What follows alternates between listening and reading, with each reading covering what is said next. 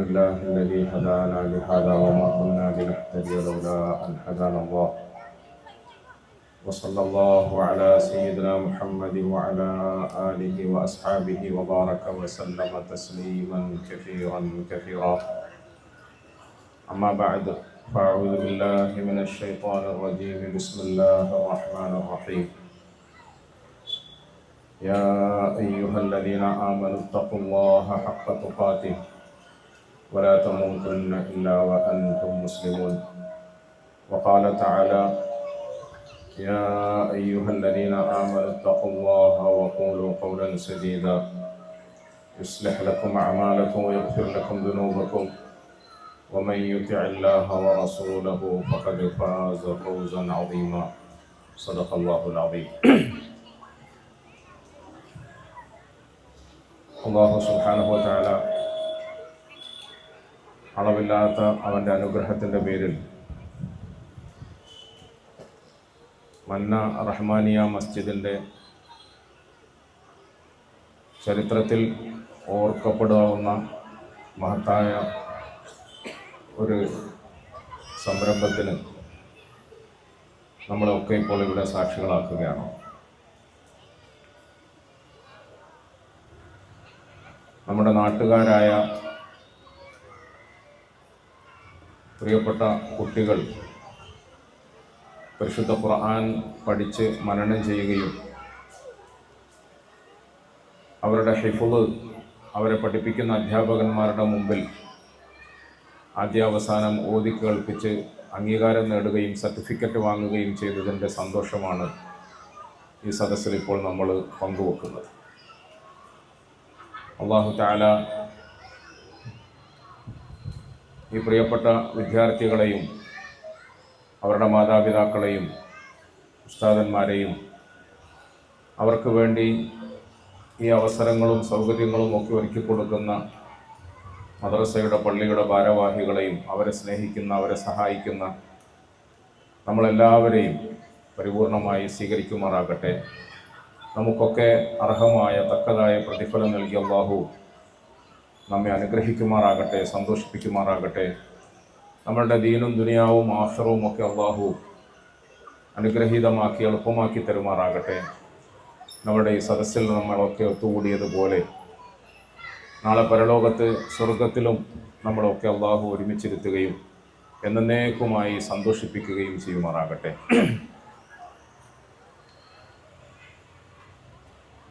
ഇന്നത്തെ ഈ സദസ്സുമായി ബന്ധപ്പെട്ട് ഇവിടെ നടക്കുന്ന പ്രത്യേക കർമ്മവുമായി ബന്ധപ്പെട്ട് അതിൻ്റെ മഹത്വത്തെ വിളിച്ചോതുന്ന തരത്തിൽ സ്വാഗത പ്രാസംഗികൻ മുതൽക്ക് ഇങ്ങോട്ട് സമഗ്രമായ നിലയിൽ കാര്യങ്ങളൊക്കെ പ്രതിപാദിച്ചു കഴിഞ്ഞു, നമ്മുടെ മുമ്പിൽ വെളിപ്പെടുത്തി കഴിഞ്ഞു. സമയം ഒരുപാട് വൈകിയതുകൊണ്ടും ഇനിയും ഒരു നീട്ടിയുള്ള പ്രസംഗം അനുചിതമാണ് എന്ന ബോധ്യമുള്ളതുകൊണ്ടും ചില വിഷയങ്ങൾ മാത്രം നമുക്ക് പങ്കുവെക്കണമെന്ന ആഗ്രഹത്തോടു കൂടിയാണ് ഞാനിവിടെ നിൽക്കുന്നത്. ഇവിടെ പറഞ്ഞിട്ടുള്ളതുപോലെ ഇന്നത്തെ ഈ കാലഘട്ടത്തിൽ തികച്ചും പ്രതികൂലമായ സാഹചര്യത്തിൽ ദീനനുസരിച്ച് ജീവിക്കുക എന്നത് കൈവെള്ളയിൽ ഒരു തീക്കനൽ മുറുക്കി പിടിക്കുന്നതിന് സമമാണെന്ന് റസൂൽ സല്ലല്ലാഹു അലൈഹി വസല്ലമ തങ്ങൾ വിശേഷിപ്പിച്ച ഈ കാലഘട്ടത്തിൽ പരിശുദ്ധ ഖുർആനിൻ്റെ ചില വരികളെങ്കിലും ഓതുന്നത്, ചില പേജുകളെങ്കിലും ഓതുന്നത് നമ്മളെപ്പോലെയുള്ള സാധാരണക്കാർക്ക് വലിയ ഭാരമായി തീർന്നിട്ടുള്ള ഈ കാലഘട്ടത്തിൽ അത്തരം ചെറിയ വരികളോ സൂറത്തുകളോ ആയത്തുകളോ ഒക്കെ പഠിക്കുകയോ മനനം ചെയ്യുകയോ ചെയ്യുന്നത് വളരെ വിദൂരമായ സംഗതിയാണ് നമ്മളിൽ അധിക പേരെ സംബന്ധിച്ചിടത്തോളം. കുറഞ്ഞ പക്ഷം ഒരു ദിവസം അല്പമെങ്കിലും നോക്കി ഓതണമെന്ന് പറയുമ്പോൾ അതുപോലും സാധിക്കാത്ത പൊതുവായ ഈ സാഹചര്യത്തിൽ നമ്മളുടെ പ്രിയപ്പെട്ട കുഞ്ഞുങ്ങൾ ആ പരിശുദ്ധ ഗ്രന്ഥം ആദ്യാവസാനം പഠിച്ചു, മനനം ചെയ്തു, ഹിഫ്ള് ചെയ്തു. എത്ര സന്തോഷമാണ്! ഒരു പക്ഷേ നമ്മുടെ വിദ്യാർത്ഥികളിൽ, നമ്മുടെ കുട്ടികളിൽ, നമ്മുടെ കുഞ്ഞുങ്ങളിൽ നമ്മൾ കാണാൻ ആഗ്രഹിക്കുകയും കണ്ടുകൊണ്ടിരിക്കുകയും ചെയ്യുന്ന ഭൗതികമായ അഭിവൃദ്ധിയെക്കാളും വിദ്യാഭ്യാസപരമായ പുരോഗതിയെക്കാളും എത്രയോ മഹത്തരമായ ഒരവസ്ഥയാണ് അല്ലാഹു ഈ കുഞ്ഞുങ്ങൾക്ക് നൽകിയത്. ഇന്നത്തെ ഈ കാലഘട്ടത്തിൽ പള്ളിമൂലയിൽ ഒതുങ്ങിക്കൂടി, പരിമിതമായ സൗകര്യങ്ങളിൽ ഒതുങ്ങിക്കൂടി, തങ്ങളുടെ ജീവിതത്തിൻ്റെ ആ പ്രായത്തിൽ അവരുടെ മനസ്സാശിക്കുന്ന തരത്തിൽ അടിച്ചു പൊളിച്ച് ജീവിക്കാൻ കഴിയാതെ അടക്കി ഒതുക്കി നിർത്തപ്പെട്ട ആ കുട്ടികൾ ഖുർആൻ പഠിച്ചു. എത്ര മഹാഭാഗ്യമാണ്. ഇവിടെ ഇന്നാമുൽ ഹസൻ പറഞ്ഞു സൂചിപ്പിച്ചതുപോലെ കുറേ കാലങ്ങൾക്ക് മുമ്പ് സമൂഹത്തിൽ മഹാത്മാക്കൾ എന്ന് വിളിച്ച് ആദരിച്ചിരുന്ന ആളുകൾക്ക് മാത്രം സ്വന്തമായിരുന്ന ഒരു സൗഭാഗ്യം. ഇമാം ബുഖാരിയുടെയും ഇമാം ഷാഫിയുടെയും അഹ്മദ് ബിൻ ഹംബലിൻ്റെയും ഒക്കെ സംഭവങ്ങൾ നമ്മൾ കേട്ടല്ലോ. അത്തരം മഹത്തുക്കളിൽ മാത്രം നമ്മൾ കണ്ടിരുന്ന മഹാഭാഗ്യം നമ്മളെപ്പോലത്തെ സാധുക്കളായ ആളുകളുടെ മക്കളിൽ നേരിട്ട് നമ്മൾ കാണുമ്പോഴുണ്ടാകുന്ന സന്തോഷം. നമ്മുടെ മക്കളും ഹാഫിളുകളായല്ലോ. നമ്മുടെ നാട്ടിലെ പള്ളികളുടെ മുകളിൽ കുറേ കാലങ്ങൾക്ക് മുമ്പ് മുഴങ്ങിക്കേട്ടിരുന്ന ദറസിൻ്റെ ശബ്ദമുണ്ട്. പള്ളി ദറസുകൾ, ഒരു പരിധിവരെയും അത്തരം പള്ളി ദറസുകൾ നമ്മുടെ നാട്ടിൽ നിന്നും അസ്തമിച്ചുകൊണ്ടിരിക്കുന്ന ഈ കാലഘട്ടത്തിൽ ദറസ്, ഖുർആൻ, ഹദീസ്, അതുമായി ബന്ധപ്പെട്ട പൊതുവായ ബന്ധങ്ങൾ തുലോം തുച്ഛമായിക്കൊണ്ടിരിക്കുന്ന ഈ കാലഘട്ടത്തിൽ വീണ്ടും ഒരു ഉയർത്തെഴുന്നേൽപ്പ് പോലെ നമ്മുടെ പള്ളിയുടെ മുകളിലും ഖുർആൻ ഓതുന്നു, പഠിക്കുന്നു, കേൾക്കുന്നു, മനസ്സിലാക്കുന്നു, ഹാഫിളുകളാകുന്നു. ആ ഹാഫിളുകൾ ഇതാ നമ്മളുടെ മുമ്പിൽ അവരുടെ മികവും കഴിവും പ്രകടിപ്പിച്ചുകൊണ്ട് അംഗീകാരം ഏറ്റുവാങ്ങുന്നു. വലിയ സന്തോഷമാണ് പ്രിയപ്പെട്ടവർ. ഇന്ന് ഷാബാനിൻ്റെ പകുതി ഭാഗത്ത് നമ്മൾ എത്തി നിൽക്കുകയാണ്. ഷാബാൻ 15 എന്ന് നമ്മൾ പറയുന്നല്ലോ, അല്ലെങ്കിൽ 15 രാവ് എന്ന് പറയും. അതിനെ പൊതുവായ മുസ്ലിമീങ്ങൾ ബറാഅത്ത് രാത്രി എന്നാണ് വിളിക്കുന്നത്. ബറാഅത്ത് രാത്രി എന്ന് പണ്ടേ നമ്മളുടെ ഓർമ്മ മുതൽ ആദരവോടുകൂടി, ആവേശത്തോടുകൂടി നമ്മൾ നേരിടുകയും ഉൾക്കൊള്ളുകയും ചെയ്യുന്ന ഒരു രാത്രിയാണ്. ഈ രാത്രിയിൽ നമ്മുടെ രക്ഷിതാവിൻ്റെ മുമ്പിൽ പൊതുവെ മുസ്ലിമീങ്ങൾ അങ്ങേയറ്റത്തെ ഭവ്യതയോടുകൂടി, ഭക്തിയോടുകൂടി, പരമാവധി പശ്ചാത്താപ മനസ്സുമായി അടുക്കാൻ ശ്രമിക്കുന്നു. ഹദീസുകളുടെ വെളിച്ചത്തിൽ ഈ രാവിൻ്റെ പ്രത്യേകതയെക്കുറിച്ചിട്ട് പലതും നമുക്ക് പറഞ്ഞു പഠിപ്പിക്കപ്പെട്ടിട്ടുണ്ട്. ആ നിലയിൽ വളരെ മഹത്തായ ഒരു രാത്രി ഷാബാൻ 14-ന്റെ രാത്രി. ഈ 14-ന്റെ രാത്രിയിൽ ഉറക്കമുളച്ച് നമ്മൾ ഇബാദത്തെടുക്കണമെന്ന് ഉലമാക്കൾ നമ്മളെ ഉപദേശിച്ചിട്ടുണ്ട്. ചെറിയ ചെറിയ അഭിപ്രായ ഭിന്നതകൾ, അഭിപ്രായ വ്യത്യാസങ്ങൾ ആ വിഷയത്തിൽ നമ്മുടെ സമുദായത്തിൽ ചർച്ച ചെയ്യപ്പെട്ടുകൊണ്ടിരിക്കുന്നുണ്ട്. ഈ രാത്രിക്ക് പ്രത്യേകതയുണ്ടോ? ആ രാത്രിയെക്കുറിച്ചിട്ട് വന്നിട്ടുള്ള ഹദീസുകൾ പൂർണ്ണമായും സഹിഹാണോ? ഈ രാത്രിക്ക് ശേഷം നമ്മൾ അനുഷ്ഠിക്കാൻ വേണ്ടി സാധാരണ പതിവാക്കിയിട്ടുള്ള നോമ്പ് അത് മുഅക്കദത്തായ സുന്നത്താണോ, സഹിഹായ റിവായത്തിൻ്റെ അടിസ്ഥാനത്തിലാണോ? ഇങ്ങനെ നമ്മുടെ സമുദായത്തിൽ വലിയ ചർച്ചകൾ നടക്കുന്നുണ്ട്. ആ ചർച്ചകൾ സജീവമാകുമ്പോൾ സമുദായത്തിൽ അതിൽ പങ്കെടുക്കുന്ന ആളുകളെ നമ്മൾ പരിശോധിക്കാൻ ശ്രമിച്ചാൽ പ്രിയപ്പെട്ടവരെ, എത്ര ശതമാനം ആളുകൾക്കാണ് ഇന്ന് ഷാബാൻ 15 അറിയുന്നത്? എത്ര ശതമാനം ആളുകൾക്കാണ് ഷാബാൻ 15-ന്റെ അന്നത്തെ രാത്രിയിൽ നിസ്കാരവും ഇബാദത്തും ദുആയും ദിക്റും ഖുർആനോത്തും ഒക്കെ വേണമെന്ന് തോന്നുമ്പോഴാണല്ലോ വേണ്ട എന്ന മറു അഭിപ്രായം വരിക. ഈ അഭിപ്രായങ്ങളും അഭിപ്രായ വ്യത്യാസങ്ങളും ഒക്കെ ചർച്ചയ്ക്കെടുക്കുന്ന നമ്മുടെ സമുദായത്തിലെ എത്ര ശതമാനമുണ്ട്? വളരെ ചെറിയൊരു ശതമാനം മാത്രമേ ഉള്ളൂ. എന്നാൽ മഹാഭൂരിപക്ഷം ഈ ചർച്ചകളൊന്നും അറിയാതെ ഈ വിഷയങ്ങളിലേക്കൊന്നും ശ്രദ്ധ തിരിക്കാതെ അവരുടെ ജീവിതത്തിൻ്റെ വേറെ ഏതോ ഭാഗങ്ങളിലൂടെ അലഞ്ഞു തിരിഞ്ഞ് നടക്കുകയാണ്. പ്രത്യേകിച്ച് പുതിയ തലമുറയിലെ യുവസമൂഹം, ആൺകുട്ടികളും പെൺകുട്ടികളും, ആണുങ്ങളും പെണ്ണുങ്ങളും, അവരുടെ മനസ്സിൽ ഇങ്ങനത്തെ വിഷയങ്ങളൊന്നുമില്ല. ഷാബാൻ വരുന്നു, റമദാൻ വരുന്നു, ദുൽഹജ്ജ് വരുന്നു, മാറി മാറി വരുന്ന മഹത്വമേറിയ മാസങ്ങൾ പലതും വരുന്നു. അതിൽ കുറേ നല്ല അമലുകളൊക്കെ നാട്ടിൽ നടക്കുന്നു. പക്ഷേ നമുക്കതുമായിട്ട് എന്ത് ബന്ധമുണ്ട് എന്ന് പരിശോധിക്കുമ്പോൾ നമ്മുടെ സമുദായത്തിലെ ഭൂരിപക്ഷത്തിനും അത്തരം കാര്യങ്ങളിൽ ഒന്നും ഒരു ബന്ധവുമില്ല. ഇവിടെ ഒരു കാര്യം ഞാൻ നിങ്ങളും ഓർക്കേണ്ടതുണ്ട്. ഇന്ന് ഷാബാൻ 14 എന്ന് നമ്മൾ പറയുമ്പോൾ ആ 14-ന്റെ രാത്രിയിൽ ഇബാദത്ത് എടുക്കണോ വേണ്ടേ എന്ന് നമ്മൾ തർക്കിച്ചു നിൽക്കുമ്പോൾ, എങ്ങനെയെങ്കിലും നമ്മുടെ റബ്ബിന്റെ മുമ്പിൽ നമ്മളുമായി ബന്ധപ്പെട്ട അമലുകൾ ഉയർത്തപ്പെടുമ്പോൾ ആ റബ്ബിന് നമ്മളോട് കനിവ് തോന്നിയിട്ട് എന്നെ അങ്ങ് സ്വീകരിക്കണമേ എന്ന് റസൂൽ സല്ലല്ലാഹു അലൈഹി വസല്ലമ തങ്ങൾ പറഞ്ഞ് ആശിച്ച ആ മനസ്സ് നമ്മൾ ആവർത്തിച്ച് ഉൾക്കൊള്ളാൻ ശ്രമിക്കുമ്പോൾ, പ്രിയപ്പെട്ടവരെ, മറുഭാഗത്ത് ഇന്ന് ഫെബ്രുവരി 14. ഫെബ്രുവരി 14 എന്ന് പറയുമ്പോൾ നിങ്ങൾക്കൊക്കെ സുപരിചിതമായി, നിങ്ങൾക്കൊക്കെ അറിയുന്നത് പോലെ നമ്മുടെ സമുദായത്തിലേതടക്കമുള്ള ഭൂരിപക്ഷം യുവതലമുറയും ഹറാമുകളുടെ അനാവശ്യങ്ങളുടെ ആഭാസങ്ങളുടെ കൂത്തരങ്ങ് തീർക്കുന്ന ഒരു രാത്രിയാണ്, അല്ലെങ്കിൽ ഒരു സന്ധ്യയാണ്. അതിന് പുതിയൊരു നാമം നൽകിയിട്ടുണ്ട്. പരസ്യമായ നിലയിൽ പരസ്പരം ചുംബനങ്ങൾ പ്രഖ്യാപിച്ചുകൊണ്ട്, അല്ലെങ്കിൽ ചുംബനങ്ങൾ പ്രദർശിപ്പിച്ചുകൊണ്ട് ഹറാമ് ചെയ്യാനുള്ള ഒരു ആർജവം കാണിക്കുന്ന, തൻ്റെ ഇടം കാണിക്കുന്ന ഒരു രാവാണ് ഇന്നത്തെ രാവ് എന്ന് നമ്മൾ ബോധ്യപ്പെടണം. അവിടെയാണ് ഏകദേശം അതേ പ്രായത്തിൽ, കൗമാരത്തിൻ്റെ, യുവത്വത്തിൻ്റെ ആ പ്രത്യേക പ്രായത്തിൽ എത്തി നിൽക്കുന്ന നമ്മുടെ പ്രിയങ്കരായ കുഞ്ഞുങ്ങൾ ഈ രാവിനെ സാക്ഷിയാക്കിക്കൊണ്ട് പരിശുദ്ധ ഖുർആൻ ഹിഫ്ള് ചെയ്തു എന്ന സർട്ടിഫിക്കറ്റ് വാങ്ങുന്നത്. ഇത് ചെറിയ കാര്യമല്ല, ഇത് വലിയ കാര്യമാണ്. നമ്മുടെ സമുദായത്തിൻ്റെ പൊതുവായ സഞ്ചാരത്തെ മുമ്പിൽ വെച്ച് ആലോചിക്കുമ്പോൾ, സമുദായത്തിൻ്റെ തെറ്റായ പോക്കിനെ നമ്മുടെ മുമ്പിൽ വെച്ച് നമ്മൾ ആലോചിക്കുമ്പോൾ, അവിടെ കഷ്ടപ്പെട്ട് മെനക്കെട്ട് ത്യാഗം ചെയ്ത് നമ്മുടെ പ്രിയപ്പെട്ട കുഞ്ഞുങ്ങൾ ഖുർആൻ പഠിക്കുന്നു, ഖുർആൻ ഹാഫിളുകളാകുന്നു.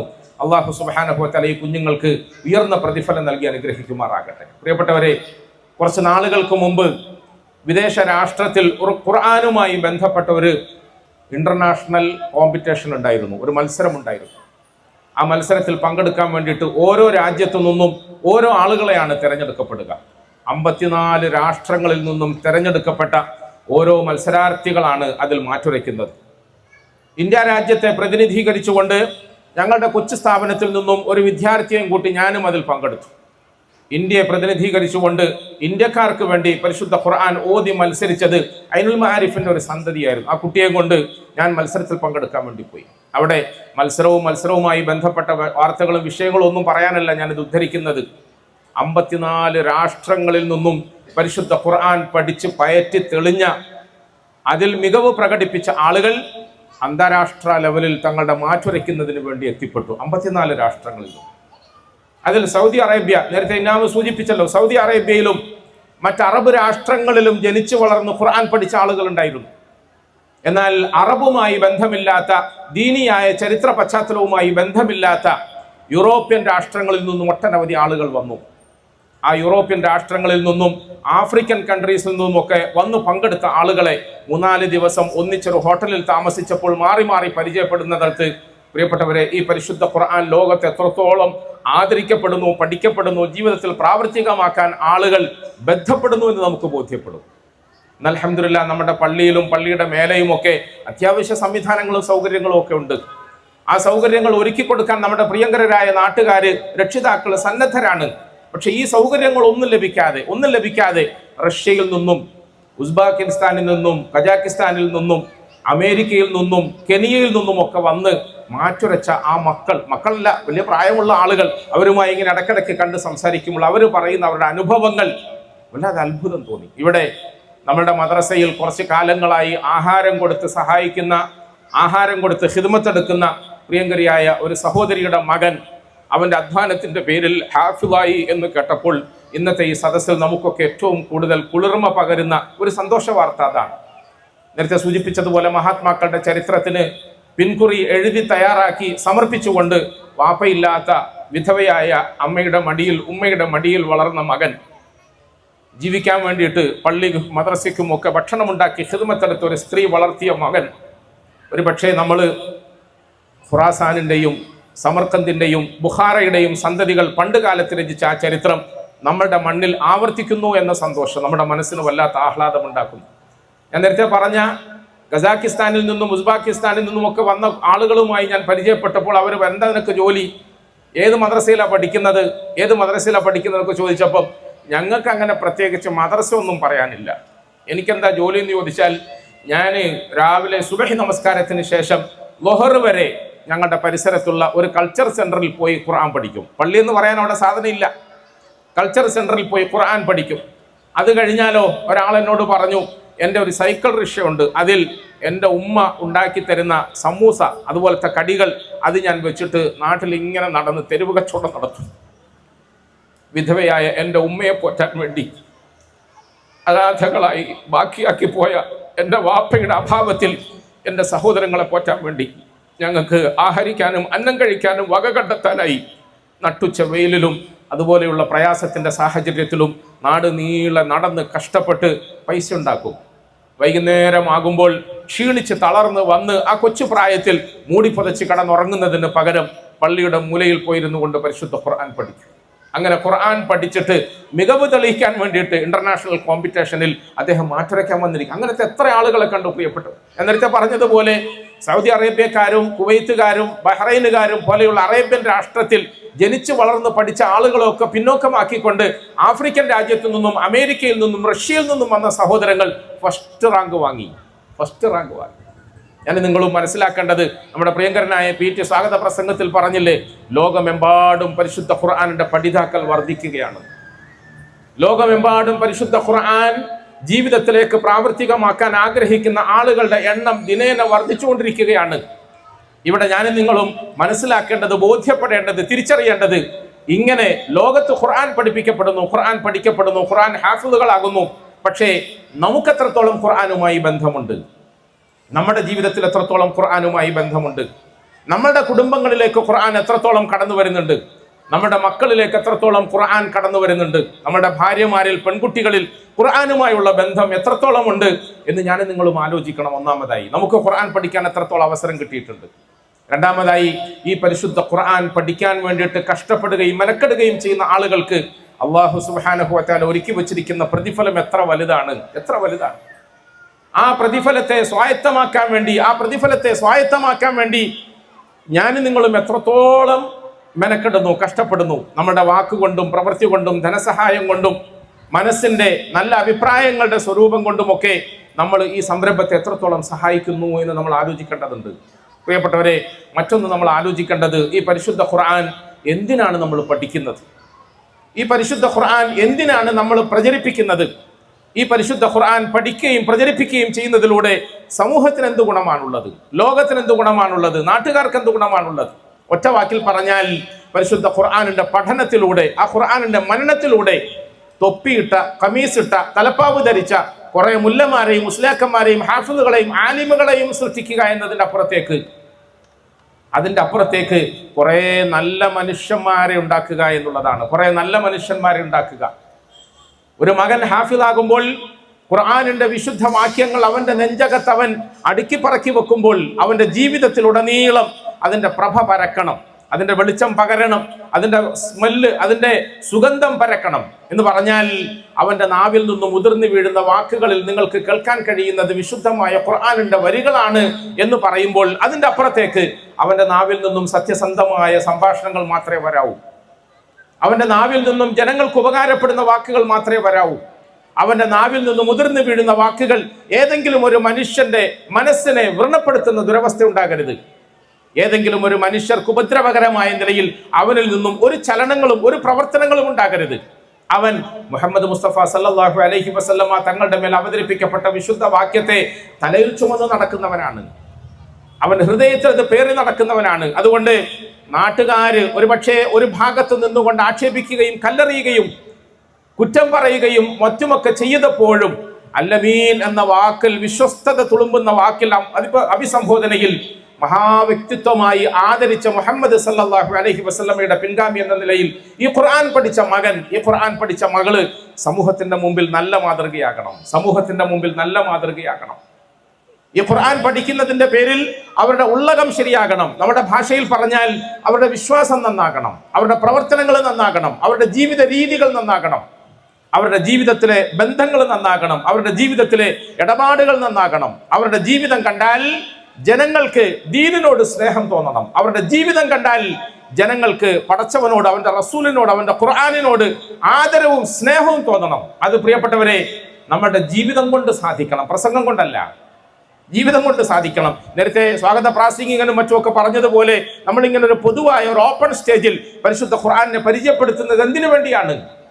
വാക്കുകളെ കൊണ്ട്, പ്രസംഗത്തെ കൊണ്ട്, പ്രഭാഷണത്തെ കൊണ്ട് ഈ പരിശുദ്ധ ഖുർആനിന്റെ മാസ്മരീകതയും ഇതിന്റെ ആകർഷണീയതയും ഇതിന്റെ സ്വഭാവ വൈശിഷ്ട്യത്തെയും സമൂഹത്തോട് മലയാള ഭാഷയിൽ പറഞ്ഞു തീർക്കുക എന്നതല്ല നമ്മുടെ ലക്ഷ്യം. ഞാൻ എവിടെയാണോ ജീവിക്കുന്നത്, ഞാൻ ആരോടൊപ്പമാണോ ജീവിക്കുന്നത്, ആ ജീവിക്കുന്ന സമൂഹത്തിൽ എൻ്റെ പ്രവൃത്തി കൊണ്ട് ഞാൻ ഉൾക്കൊള്ളുന്ന, ഞാൻ പ്രതിനിധാനം ചെയ്യുന്ന പരിശുദ്ധ ഇസ്ലാമിന്റെ മഹത്വത്തെ സമർപ്പിക്കാൻ എനിക്ക് സാധിക്കണം. റസൂൽ സല്ലല്ലാഹു അലൈഹി വസല്ലമ തങ്ങളെ കൊണ്ട് ഖുർആൻ ജനങ്ങളോട് പറയിപ്പിച്ച ഒരു വാക്കുണ്ട്, വഖദ് ലബിസ്തു ഫീകും ഉംറൻ മിൻ ഖബ്ൽ. എത്ര സുന്ദരമായ വചനമാണ്. ജനങ്ങളെ, സമൂഹമേ, നാട്ടുകാരെ, നിങ്ങളൊന്ന് ആലോചിച്ചു നോക്കൂ. ഫഖദ് ലബിസ്തു ഫീകും ഉംറൻ മിൻ ഖബ്ൽ. ഇതിനു മുമ്പ് ഞാൻ നിങ്ങളിൽ എത്ര കാലമായി ജീവിക്കുന്നു? നിങ്ങളോടൊപ്പമല്ലേ ഞാൻ ജീവിക്കുന്നത്? ഞാൻ മറ്റൊരു ഹദീസിൽ റസൂൽ സല്ലല്ലാഹു അലൈഹി വസല്ലമ തങ്ങൾ പറഞ്ഞതുപോലെ ഉണക്ക റൊട്ടി കടിച്ചു തിന്നുകയും ഉണക്കിയ ഇറച്ചി കഷ്ണത്തെ കടിച്ചു തിന്നുകയും ചെയ്യുന്ന ഒരു സാധാരണക്കാരിയായ പെണ്ണുപെറ്റ മകനല്ലേ ഞാനിങ്ങനെ മാലാഖയായി വാനിൽ നിന്നും ഭൂമിയിൽ അവതരിച്ച അമാനുഷികനല്ല. ഇന്നമ അന ബശറും മിസ്ലുക്കും, ഇന്നമ അന ബശറും മിസ്ലുക്കും, ഞാൻ നിങ്ങളെപ്പോലത്തെ ഒരു മനുഷ്യനാണ്. പക്ഷേ യൂഹാ ഇലയ്യ, എന്നിലേക്ക് ഇതാ ഈ വിശുദ്ധ ഗ്രന്ഥം വഹിയായി അറിയിക്കപ്പെട്ടു. നമ്മുടെ കുട്ടികളുടെ ഭാഗത്ത് നിന്നുകൊണ്ട് ഞാൻ പറയാൻ ശ്രമിച്ചാൽ, ഞങ്ങൾ നിങ്ങളെപ്പോലത്തെ രക്ഷിതാക്കളുടെ മാതാപിതാക്കളുടെ മക്കളാണ്. പക്ഷേ ഇന്നു മുതൽ ഞങ്ങളുടെ ഹൃദയങ്ങളിലേക്ക് പരിശുദ്ധ ഖുർആൻ അവതരിച്ചു. ഞങ്ങളുടെ ഹൃദയങ്ങൾ കൊണ്ട് പരിശുദ്ധ ഖുർആൻ ഞങ്ങൾ ഏറ്റെടുത്തു. അതുകൊണ്ട് ഇന്നു മുതൽ എന്നെ നിങ്ങൾക്ക് കാണാം. ഖിയാറുക്കും ഖിയാറുക്കും ലി അഹ്ലി വ അന ഖൈറുക്കും ലി അഹ്ലി. റസൂൽ സല്ലല്ലാഹു അലൈഹി വസല്ലമ പറഞ്ഞു, ഇനി നിങ്ങൾ എന്നെ നോക്കിക്കോളൂ, ഇനി നിങ്ങൾ എന്നെ നോക്കിക്കോളൂ.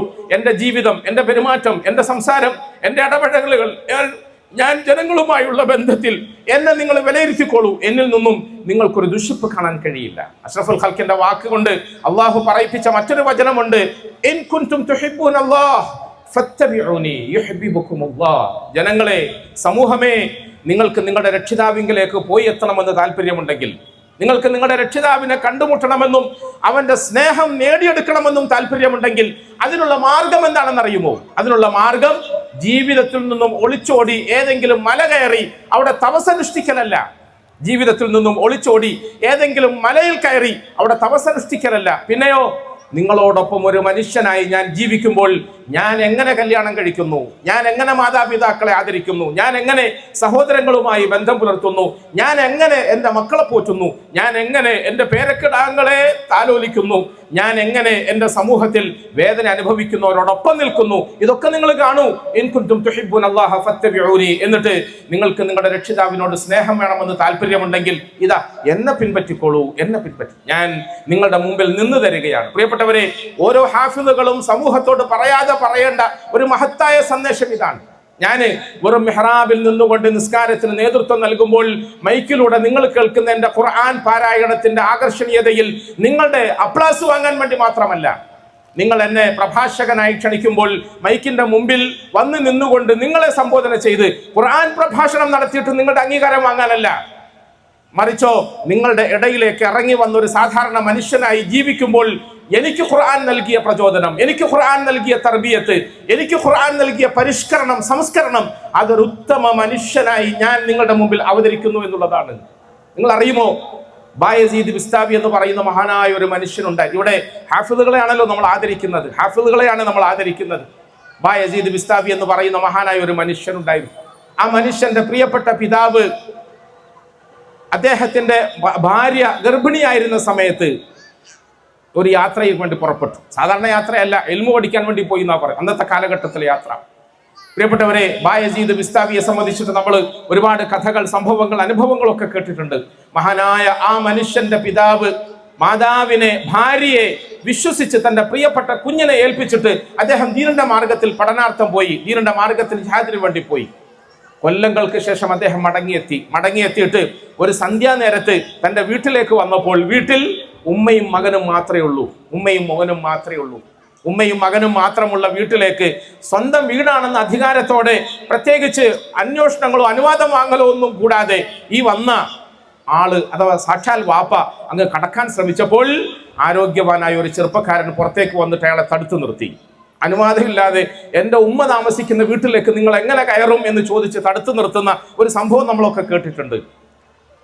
വന്ന ആള് പറഞ്ഞോ, ഇത് എൻ്റെ വീടാ, എൻ്റെ ഭാര്യ ഉള്ളിലുള്ളത്, എൻ്റെ വീടാ എന്ന് പറഞ്ഞ് കയറാൻ ശ്രമിക്കുമ്പോൾ, ഇല്ല, ഒരു അന്യപുരുഷൻ ഈ വീട്ടിന്റെ ഉള്ളിലേക്ക് കടന്നു വരാൻ ഞാൻ അനുവദിക്കില്ല എന്ന് പറഞ്ഞുകൊണ്ട് മകൻ തടസ്സം പിടിക്കുന്നു. പ്രിയപ്പെട്ടവരെ, പാപ്പയും മകനും തമ്മിലുള്ള തർക്കത്തിന്റെ ശബ്ദം ഉയർന്നപ്പോൾ അടുക്കളയിൽ ഇരുന്നു കൊണ്ട് അമ്മ ഇത് കേൾക്കുകയും അവരോടി വരുന്നു. എന്നിട്ട് മോനോട് പറയുന്നു, മോനെ, ഇത് അന്യനല്ല, ഇത് നിന്റെ വാപ്പയാണ്. പ്രിയപ്പെട്ടവരെ, ഇവൻ അന്യനല്ല, ഇവൻ നിന്റെ മകനാണ്, നിങ്ങളുടെ മകനാണ്. നിങ്ങൾ ദീനിന്റെ മാർഗത്തിൽ പുറപ്പെടുമ്പോൾ ഗർഭസ്ഥ ശിശുവായ നിലയിൽ എന്നെ ഏൽപ്പിച്ചിട്ട് പോയ ഈ കുഞ്ഞ് ഇന്ന് 23 വയസ്സ് പ്രായക്കാരനായി. 23 വയസ്സ് പ്രായമായപ്പോഴേക്കും, നേരത്തെ പറഞ്ഞല്ലോ, വാപ്പയില്ലാതെ മകനെ വളർത്തിയ വാപ്പയില്ലാതെ മക്കളെ വളർത്തി വലുതാക്കിയ, മക്കളെ ഹാഫിളുകളും ആലിമുകളുമാക്കിയ മഹാരഥന്മാരായ ആളുകളുടെ മാതാക്കളുടെ ആ ശൃംഖലയിൽ മഹദി അവറുകൾ പെട്ടു. വളർത്തി വലുതാക്കി പഠിപ്പിച്ചു. ആ പ്രിയപ്പെട്ട പിതാവ് പള്ളിയിൽ പോയി നിസ്കരിക്കാൻ ശ്രമിച്ചപ്പോൾ അവിടെ ഒരാളിരുന്ന് ഖുർആൻ ക്ലാസ് എടുക്കുന്നു, ജനങ്ങൾക്ക് ദീൻ പഠിപ്പിക്കുന്നു. അത് കണ്ടപ്പോൾ ഭയങ്കര സന്തോഷം തോന്നി. അദ്ദേഹം മനസ്സുകൊണ്ട് വിചാരിച്ചു, ദ്വാരുന്നു, പടച്ചവനെ, ഇങ്ങനത്തെ ഒരു മോനെ എനിക്കും കിട്ടിയിരുന്നെങ്കിൽ കൊള്ളായിരുന്നല്ലോ, ഇങ്ങനത്തെ ഒരു മോനെ എനിക്കും കിട്ടിയിരുന്നെങ്കിൽ കൊള്ളാമായിരുന്നല്ലോ. പിന്നീടാണ് അദ്ദേഹം വീട്ടിൽ വരികയും ഈ സംഭവങ്ങളൊക്കെ നടക്കുകയും അവസാനം ഇതെന്റെ മകനാണല്ലോ, എന്റെ മകൻ എന്റെ അഭാവത്തിൽ എന്റെ പ്രിയതമ അവള് പോറ്റി വളർത്തി വലുതാക്കി ഈ കൊലത്തിലാക്കി, അൽഹംദുലില്ലാ, സന്തോഷമായി. പ്രിയപ്പെട്ടവരെ, ഞാൻ ഈ ഭാഗം പറയാനല്ല ഉദ്ദേശിച്ചത്. ഒരു ദിവസം മഹാനായ ബായസീദ് ബിസ്താവി പാതിരാത്രിയിൽ നിസ്കരിക്കാൻ വേണ്ടിയിട്ട് കൈകെട്ടി നിസ്കരിക്കുകയാണ്. അദ്ദേഹത്തിന്റെ പതിവ് എന്ന് പറഞ്ഞാൽ രാത്രി മുഴുവൻ നിന്ന് നമസ്കരിക്കുമായിരുന്നു. നമ്മൾ ബറാത്തിന്റെ രാത്രിയിൽ ഉറക്കമൊഴിഞ്ഞ് ഇബാദത്തെടുക്കണോ എന്ന തർക്കത്തിലാണ് ഇപ്പോൾ ഉള്ളത്. വർഷത്തിൽ ഒരു രാത്രി, 2 രാത്രി, ചില രാത്രികൾ ഉറക്കമൊഴിയണോ എന്ന് ആലോചിച്ച് സമയം മെനക്കെടുമ്പോൾ നമ്മുടെ മുൻഗാമികൾ, സ്വർഗവാസികളായ നമ്മുടെ മഹാരഥന്മാർ അവരവരുടെ സാധാരണ ജീവിതത്തിലെ രാവുകളൊക്കെ സജീവമാക്കി രാത്രി മൊത്തം നിന്ന് നിസ്കരിക്കുന്ന ഒരു പതിവുണ്ടായിരുന്നു. പതിവ് പോലെ ഈ പ്രിയപ്പെട്ട ഈ മഹാനുഭവൻ നമസ്കാരത്തിൽ കൈകെട്ടി നിസ്കരിക്കുകയാണ്. നിസ്കാരം ഇങ്ങനെ ജോറായി നടക്കുന്നതിന്റെ ഇടയിൽ തൊട്ടടുത്ത വീട്ടിൽ നിന്നും ഒരു കുഞ്ഞിന്റെ കരച്ചിൽ ശബ്ദം കേൾക്കുന്നു. ഒരു കുഞ്ഞിന്റെ കരച്ചിൽ ശബ്ദം കേട്ടപ്പോൾ അദ്ദേഹം ആദ്യം നിസ്കാരത്തിൽ തന്നെ മുഴുകാൻ ശ്രമിച്ചു. പക്ഷെ പല പ്രാവശ്യം ഈ ശബ്ദം വന്നു. അദ്ദേഹത്തെ നിസ്കാരത്തിൽ ശ്രദ്ധ കിട്ടിയില്ല. നിസ്കാരത്തിൽ അദ്ദേഹം കൈയഴിച്ചു. ആ പരിസരത്ത് പാതിരാത്രി ആയതുകൊണ്ട് പെട്ടെന്ന് കടന്നു പോകുന്നത് ശരിയല്ലല്ലോ, വീട്ടിലേക്ക് കടന്നു ചെല്ലുന്നത് ശരിയല്ലല്ലോ. അദ്ദേഹം നേരം വെളുക്കാൻ കാത്തുനിന്നു. നേരം വെളുത്തപ്പോൾ അന്വേഷണം നടത്തി. എന്തുകൊണ്ടാണ് ഈ വീട്ടിൽ നിന്നും നിരന്തരമായി രാത്രി മുഴുവൻ കൊച്ചു കുഞ്ഞ് കരഞ്ഞുകൊണ്ടിരുന്നത്? അദ്ദേഹത്തിന്റെ അന്വേഷണത്തിൽ കിട്ടിയ മറുപടി എന്നാൽ ആ വീട്ടുകാരൻ, ആ വീട്ടിന്റെ ഗൃഹനാഥൻ ഒരു കച്ചവട ആവശ്യത്തിന് വേണ്ടിയിട്ട് വിദേശത്തേക്ക് യാത്ര പോയിട്ട് കുറച്ച് നാളുകൊണ്ട് തിരിച്ചു വരുമെന്ന് സമാധാനിപ്പിക്കുകയും അതുവരെ അവർക്ക് ജീവിക്കാൻ ആവശ്യമായ വകകളും വിഭവങ്ങളും ഒക്കെ നൽകുകയും ചെയ്തിട്ടാണ് പോയത്. പക്ഷേ യാദൃച്ഛികമായി ആ മനുഷ്യന്റെ യാത്ര ദീർഘിക്കുകയും അദ്ദേഹത്തിന് മരണം സംഭവിക്കുകയും ചെയ്തു. വീട്ടിൽ ഒരമ്മയും മക്കളും മാത്രം ഒറ്റയ്ക്കായി. അവർക്ക് ആഹാരത്തിന് വഴിയില്ല, അവരെ നോക്കി സംരക്ഷിക്കാൻ ആളുകളില്ല. ഒരു നിലയിലും സംരക്ഷിക്കാൻ ആളുകളില്ലാത്ത ഈ കുടുംബം രാവും പകലും മെനക്കെടുകയാണ്, കഷ്ടപ്പെടുകയാണ്, പ്രയാസപ്പെടുകയാണ്. ഈ വിവരം അറിഞ്ഞപ്പോൾ പ്രഭാതത്തിൽ ബായസീദ് ബിസ്താവി അദ്ദേഹത്തിന്റെ അയൽവാസിയായ ആ വീട്ടുകാരിയെ സമീപിച്ചു. വാതില് മുട്ടി വിശേഷം അന്വേഷിച്ചപ്പോൾ അവരിതൊക്കെ പറഞ്ഞു. എന്നെ സംരക്ഷിക്കാൻ ആരുമില്ല, എനിക്ക് ആഹാരം കഴിക്കാൻ ഒരു മാർഗവുമില്ല, എനിക്കത് കൊണ്ടുതരാൻ ആരുമില്ല. പക്ഷേ എൻ്റെ വിഷമങ്ങളും വ്യഥകളും പ്രയാസങ്ങളും ഒന്നും ആരോടും പറയാതെ ഞാനിങ്ങനെ ഒതുങ്ങിക്കൂടുകയാണ്. രാത്രിയിൽ കുഞ്ഞുങ്ങളുടെ വിശപ്പ് സഹിക്ക വയ്യാതെയുള്ള ഈ കരച്ചിൽ, അതിന്റെ പേരിൽ രോഗികളാകുന്ന അവസ്ഥ, ഇതൊന്നും എനിക്ക് താങ്ങാൻ കഴിയുന്നില്ല. പ്രിയപ്പെട്ടവരെ, മഹാനായ ആ മനുഷ്യൻ നേരെ മാർക്കറ്റിൽ പോയി ഒരു വീട്ടിൽ താമസത്തിന് ആവശ്യമായ അന്നവും ആഹാര സാധനങ്ങളും ഒക്കെ വിലയ്ക്ക് വാങ്ങി വീട്ടുവാതിലിൽ കൊണ്ടുവന്ന് വെച്ചിട്ട് വാതിൽ മുട്ടിയിട്ട് പറഞ്ഞു, സഹോദരി, നിന്റെ ആവശ്യ സാധനങ്ങളൊക്കെ ഞാൻ കൊണ്ടുവന്നിട്ടുണ്ട്. ഇനി എന്ത് ആവശ്യമുണ്ടെങ്കിലും ഇതാ തൊട്ടടുത്ത് ഞാൻ താമസിക്കുന്നുണ്ട്, നീ എന്നെ ബന്ധപ്പെടണം, എന്നെ വന്ന് കാണണം. ഞാൻ പറഞ്ഞല്ലോ പ്രിയപ്പെട്ടവരെ, നമ്മൾ ഖുർആൻ പ്രഭാഷകനായി മിമ്പറുകളിൽ, മെഹ്റാബുകളിൽ തിളങ്ങിയാൽ പോരാ. ഖുർആൻ പാരായണം ചെയ്ത് ആനന്ദ നൃത്തം ആടി ജനങ്ങളുടെ മുമ്പിൽ അപ്ലാസ് വാങ്ങിയാൽ പോരാ. നമ്മുടെ ജീവിതത്തിൽ അത് പ്രാവർത്തികമാക്കണം. ഈ സഹോദരിക്ക് ആവശ്യമായ സഹായങ്ങളൊക്കെ ചെയ്തിട്ട് അദ്ദേഹം പറഞ്ഞു, നിങ്ങൾ ആവശ്യമുള്ളപ്പോൾ എന്നെ വന്ന് കാണണം. പ്രിയപ്പെട്ടവരെ, പല ആവശ്യങ്ങൾക്ക് വേണ്ടിയും അവരെ സമീപിക്കുകയും അവരെ സഹായിക്കുകയും ഒക്കെ ചെയ്തു. കുറച്ച് നാളുകൾക്ക് ശേഷം ആ പെണ്ണിന്റെ ഏറ്റവും അടുത്ത ബന്ധുമിത്രാദികൾ വന്നു, അവളുമായി സംവദിച്ചു, കാര്യങ്ങളൊക്കെ അന്വേഷിച്ചു. എങ്ങനെയാണ് നീ ജീവിച്ചതെന്ന് ചോദിച്ചപ്പോൾ തൊട്ടടുത്തൊരു മുല്ല താമസിക്കുന്നുണ്ട്, ഒരു മുസ്ലിയാരെ താമസിക്കുന്നുണ്ട്. ഞാൻ വ്യക്തമായി പറയട്ടെ, ഈ വേദന അനുഭവിക്കുകയും കഷ്ടപ്പെടുകയും ചെയ്യുന്ന സഹോദരി ഒരു മുസ്ലിമായ കുടുംബത്തിലെ അംഗമല്ല. അവളുടെ അനാഥയായ കുഞ്ഞുങ്ങൾ മുസ്ലിം കുഞ്ഞുങ്ങളല്ല. മനുഷ്യരായ നമ്മളെ സംബന്ധിച്ചിടത്തോളം, ഖുർആൻ പഠിക്കുന്ന നമ്മളെ സംബന്ധിച്ചിടത്തോളം, മുഹമ്മദ് നബി സല്ലല്ലാഹു അലൈഹി വസല്ലം നേതൃത്വം നൽകി വളർത്തിയെടുത്ത നമ്മളെ സംബന്ധിച്ചിടത്തോളം, അയൽവക്കത്ത് അവശത അനുഭവിക്കുന്ന വിശന്നവന്റെ വിളി മതം നോക്കിയിട്ടല്ല അവനെ സഹായിക്കാൻ നമ്മളെ പ്രേരിപ്പിക്കാറുള്ളത്. മതത്തെ നോക്കിയിട്ടല്ല, അവന്റെ നിറം നോക്കിയിട്ടല്ല, അവന്റെ കുലം നോക്കിയിട്ടല്ല, അവന്റെ ജാതി നോക്കിയിട്ടല്ല, അവൻ ഏത് പാർട്ടിയിൽ പ്രവർത്തിക്കുന്നവനാണെന്നുള്ള പക്ഷം നോക്കിയിട്ടല്ല. പിന്നെയോ ഒരു മനുഷ്യന്റെ വേദനകളെ സ്വന്തം വേദനയായി കണക്കാക്കാൻ, ഒരു മനുഷ്യന്റെ വിശപ്പിനെയും അതിന്റെ വിളിയെയും സ്വന്തം വിശപ്പും വേദനയുമായി കണക്കാക്കാൻ പഠിപ്പിക്കപ്പെട്ട അനുയായികളാണ് അഷ്റഫുൽ ഖൽഖ് സല്ലല്ലാഹു അലൈഹി വസല്ലമയുടെ അനുയായികൾ. പ്രിയപ്പെട്ടവരെ, ആ കുടുംബം പറഞ്ഞു, ആ കുടുംബത്തിലെ പെണ്ണ് പറഞ്ഞു, തൊട്ടടുത്ത ആളാ നമ്മളെ സഹായിക്കാറുള്ളത്, ആശ്വസിപ്പിക്കാറുള്ളത്. അവര് വളരെ ആദരവോട് ബഹുമാനത്തോടെ ബിസ്താവിയുടെ വീട്ടിന്റെ വാതിൽ മുട്ടിയിട്ട് അദ്ദേഹത്തോട് പറഞ്ഞു, നിങ്ങൾ ഞങ്ങളുടെ കുടുംബത്തെ സഹായിച്ചത് വളരെ വലിയ കാര്യമാണ്, അതിന് നന്ദി രേഖപ്പെടുത്താനാണ് ഞാൻ വന്നത്, അതിന് നന്ദി രേഖപ്പെടുത്താൻ. പ്രിയപ്പെട്ടവരെ, ബിസ്താവി അവറുകൾ വാവിട്ട് കരഞ്ഞുകൊണ്ട് തിരിച്ചു പ്രതികരിച്ചത് എങ്ങനെയാണെന്നറിയുമോ? സഹോദരങ്ങളെ, നിങ്ങൾ നന്ദി രേഖപ്പെടുത്തുന്ന അവിടെ ഇരിക്കട്ടെ, ഞാന് ഈ മുസല്ലയിൽ നമസ്കാരത്തിൽ സുജൂദിൽ കടന്നുകൊണ്ട് പടച്ചവനോട് കരഞ്ഞ് പശ്ചാത്തപിക്കുകയാണ്, പാപമോചനം തേടുകയാണ്. എന്ത് പാപമോചനം? ഇത്രയും ദിവസം എൻ്റെ തൊട്ടയൽവക്കത്ത് ചില കുഞ്ഞുങ്ങൾ അനാഥർ, അവർ വിശന്ന് കരഞ്ഞു, ഞാനത് അറിഞ്ഞില്ല. എൻ്റെ തൊട്ടടുത്ത് ഒരു വിധവയായ പെണ്ണ് വിശന്ന് വലഞ്ഞു, ഞാനത് അറിഞ്ഞില്ല. തൊട്ടടുത്ത വീടുകളിൽ വിശന്ന് വലഞ്ഞ് കരയുന്ന അനാഥ കുഞ്ഞുങ്ങളെ അറിയാതെ, അവരുടെ നൊമ്പരം അറിയാതെ, അവരുടെ വേദനകൾ കാണാതെ ഇങ്ങനെ നിസ്കാരത്തിൽ മുഴുകിയിരുന്ന ഞാൻ നാളെ പരലോകത്ത് പടച്ചവന്റെ മുമ്പിൽ എന്നെയും എൻ്റെ നിസ്കാരത്തെയും ഹാജരാക്കുമ്പോൾ, എന്നെയും എൻ്റെ ഖുർആനോത്തിനെയും ഹാജരാക്കുമ്പോൾ ഞാൻ എന്തു മറുപടി പറയുമെന്നുള്ള വെപ്രാളത്തിലാണ്. എന്തു മറുപടി പറയും? എൻ്റെ പടച്ചവന്റെ മുമ്പിൽ ഞാൻ എന്തു മറുപടി പറയും? പടച്ചവനെ നമ്മളെ പഠിപ്പിച്ചിരിക്കുന്നത് ഈ പടപ്പുകളുടെ വേദനകൾ അടുത്തറിയാനാണ്, ഈ പടപ്പുകൾക്ക് ആവശ്യമായ സഹായങ്ങൾ കൊണ്ടെത്തിക്കാനാണ്. മഹാനായ ഉമർ ബിൻ ഖത്താബ്, എത്ര മഹാനായ ചക്രവർത്തിയാണ് പ്രിയപ്പെട്ടവരെ! ഉമർ ബിൻ ഖത്താബ് റളിയല്ലാഹു അൻഹു അവர்கள் രാജ്യം ഭരിച്ചപ്പോൾ അദ്ദേഹത്തിന്റെ ഖിലാഫത്തിന്റെ കാലഘട്ടത്തിൽ ഒന്നിനു പുറകെ ഓരോരോ നാടുകൾ അദ്ദേഹത്തിന്റെ കീഴിൽ അടിയറോ പറഞ്ഞുകൊണ്ടിരിക്കുകയാണ്. രാജ്യങ്ങളായി അദ്ദേഹത്തിന്റെ ഭരണത്തിൽ ഇങ്ങനെ വിസ്തൃതമായി കെട്ടിപ്പിടിക്കപ്പെട്ടുകൊണ്ടിരിക്കുകയാണ്. അദ്ദേഹം കുറച്ച് നാളത്തേക്ക് മദീനയിൽ നിന്നും ഷാമിൽ പോയി താമസമാക്കി. ഷാമിൽ കുറച്ചു കാലം താമസിച്ചിട്ട് പിന്നീട് ഒരിക്കൽ മദീനയിലേക്ക് മടങ്ങി വന്നു. കുറച്ച് നാളുകൾക്ക് ശേഷം ഖലീഫ മടങ്ങി വരികയാണ്. മടങ്ങി മദീനയിൽ എത്തിയിട്ട് അദ്ദേഹം സാധാരണ പതിവനുസരിച്ചിട്ട് കൊട്ടാരത്തിൽ കഴിയലല്ലോ, രാത്രിയിൽ സുഖമെടുക്കലല്ലോ, വിശ്രമിക്കലല്ലോ, അങ്ങനെ വിശ്രമിക്കുകയും സുഖമെടുക്കുകയും രാജകീയമായ അലങ്കാരങ്ങളിൽ അഭിരമിക്കുകയും ചെയ്യുന്ന ഒരു പതിവ് ഖലീഫ ഉമറിന്റെ ചരിത്രത്തിൽ നമുക്ക് കാണാൻ കഴിയില്ല. അദ്ദേഹം കുറച്ച് നാളുകൾ നാട്ടിലില്ലാത്തതിന്റെ വിടവ് നികത്തുകയും പ്രജകളുടെ, അനുയായികളുടെ അവശതകളും ആവശ്യങ്ങളും നേരിട്ടറിയുകയും ചെയ്യുന്നതിന് വേണ്ടി സാധാരണ പോലെ ഇറങ്ങി നടക്കാറുള്ള പതിവനുസരിച്ചിട്ട് അദ്ദേഹം ഇറങ്ങി നടന്നു. രാത്രിയിൽ നടന്ന് കുറച്ച് ദൂരം പോയപ്പോൾ ഒരു ചെറിയ ടെന്റ്, ഒരു ചെറിയ തമ്പ്, ആ തമ്പിന്റെ ഉള്ളിൽ ഒരൊച്ചയും ബഹളവും ഒക്കെ കേൾക്കുന്നു. ഒച്ചയും ബഹളവും ഒക്കെ കേട്ടുകൊണ്ട് അരികിൽ ചെന്ന് നോക്കി, ആരാ എന്താ നോക്കുമ്പോൾ ഒരു വൃദ്ധയായ സ്ത്രീ, ആ സ്ത്രീ തന്റെ അവശത അനുഭവിച്ചു കൊണ്ടിരിക്കുന്നു. അത് സഹിക്കാൻ കഴിയാതെ വാവിട്ട് കരയുന്നു. അവളുടെ വേദനകൾ അവളിങ്ങനെ സ്വന്തമായി പറഞ്ഞ് നിലവിളിച്ചു നീരരോധനം മുഴക്കിക്കൊണ്ടിരിക്കുന്നു. അരികിൽ ചെന്നിട്ട് ഈ മഹാനായ മനുഷ്യൻ സാക്ഷാൽ ഉമർ റളിയല്ലാഹു അൻഹു അവറുകൾ ആ സ്ത്രീയോട് ചോദിച്ചു, ഉമ്മാമ, എന്താണ് നിങ്ങളുടെ പ്രശ്നം? എന്താ നിങ്ങളുടെ കാര്യം? എന്തുകൊണ്ടാണ് നിങ്ങൾ ഇങ്ങനെ വേദനിക്കുന്നത്, വിഷമിക്കുന്നത്? പ്രിയപ്പെട്ടവരെ, ആ ഉമ്മാമ പറഞ്ഞു, ഞാന് മോനെ ഒരു വൃദ്ധയാണ്, ആരും നോക്കാനില്ലാത്ത ആളാണ്, ആരും പരിഗണിക്കാനില്ലാത്ത ആളാണ്, ഉറ്റവരും ഉടയവരും ഒക്കെ കൈയൊഴിഞ്ഞവളാണ്, എനിക്ക് പ്രാരാബ്ധങ്ങളുണ്ട്, പരിവാരങ്ങളുണ്ട്, പരിപാലിക്കാൻ ആരുമില്ല, ഞാനിങ്ങനെ കഷ്ടപ്പെടുകയാണ്. എന്നിട്ട് അവരതിനോടൊപ്പം ഒരു വാക്ക് പറഞ്ഞു, ഞങ്ങളെ ഭരിക്കുകയും ഞങ്ങളെ നിയന്ത്രിക്കുകയും ചെയ്യുന്ന ഞങ്ങളുടെ ഭരണാധികാരിയായ ഉമർ ഇതൊന്നും അറിയാതെ രാജകീയമായി സുഖിക്കുകയല്ലേ എന്ന് പറഞ്ഞു. ഈ അക്രമത്തിന്റെ പേരിൽ നാളെ പരലോകത്ത് പടച്ചവന്റെ മുമ്പിൽ ഞങ്ങൾ ഉമറിനെ പിടിച്ചു നിർത്തും എന്ന് പറഞ്ഞു. ഈ വന്നത്, സംസാരിക്കുന്നത് ഉമറാണെന്ന് തിരിച്ചറിയാതെ പെൺകുടി ഇങ്ങനൊക്കെ പറഞ്ഞപ്പോൾ ഉമർ വാവിട്ട് കരഞ്ഞു. ഉമ്മാമ, നിങ്ങളുടെ ഈ ദുരവസ്ഥ, നിങ്ങളുടെ ഈ അവശത, ഈ കുടിലിൽ കഴിയുന്ന നിങ്ങളെ സംബന്ധിച്ചിട്ട് ഉമറിന് എങ്ങനെ അറിയാനാണ്? അത് പറഞ്ഞിട്ട് കാര്യമുണ്ടോ? ഞങ്ങളുടെ ഭരണാധികാരിയാണെങ്കിൽ, ഞങ്ങളെ ഭരിക്കുന്ന ആളാണെങ്കിൽ ഭരണീയരായ ഓരോരുത്തരുടെയും ആവശ്യങ്ങൾ അറിയണ്ടേ, അവശത അറിയണ്ടേ?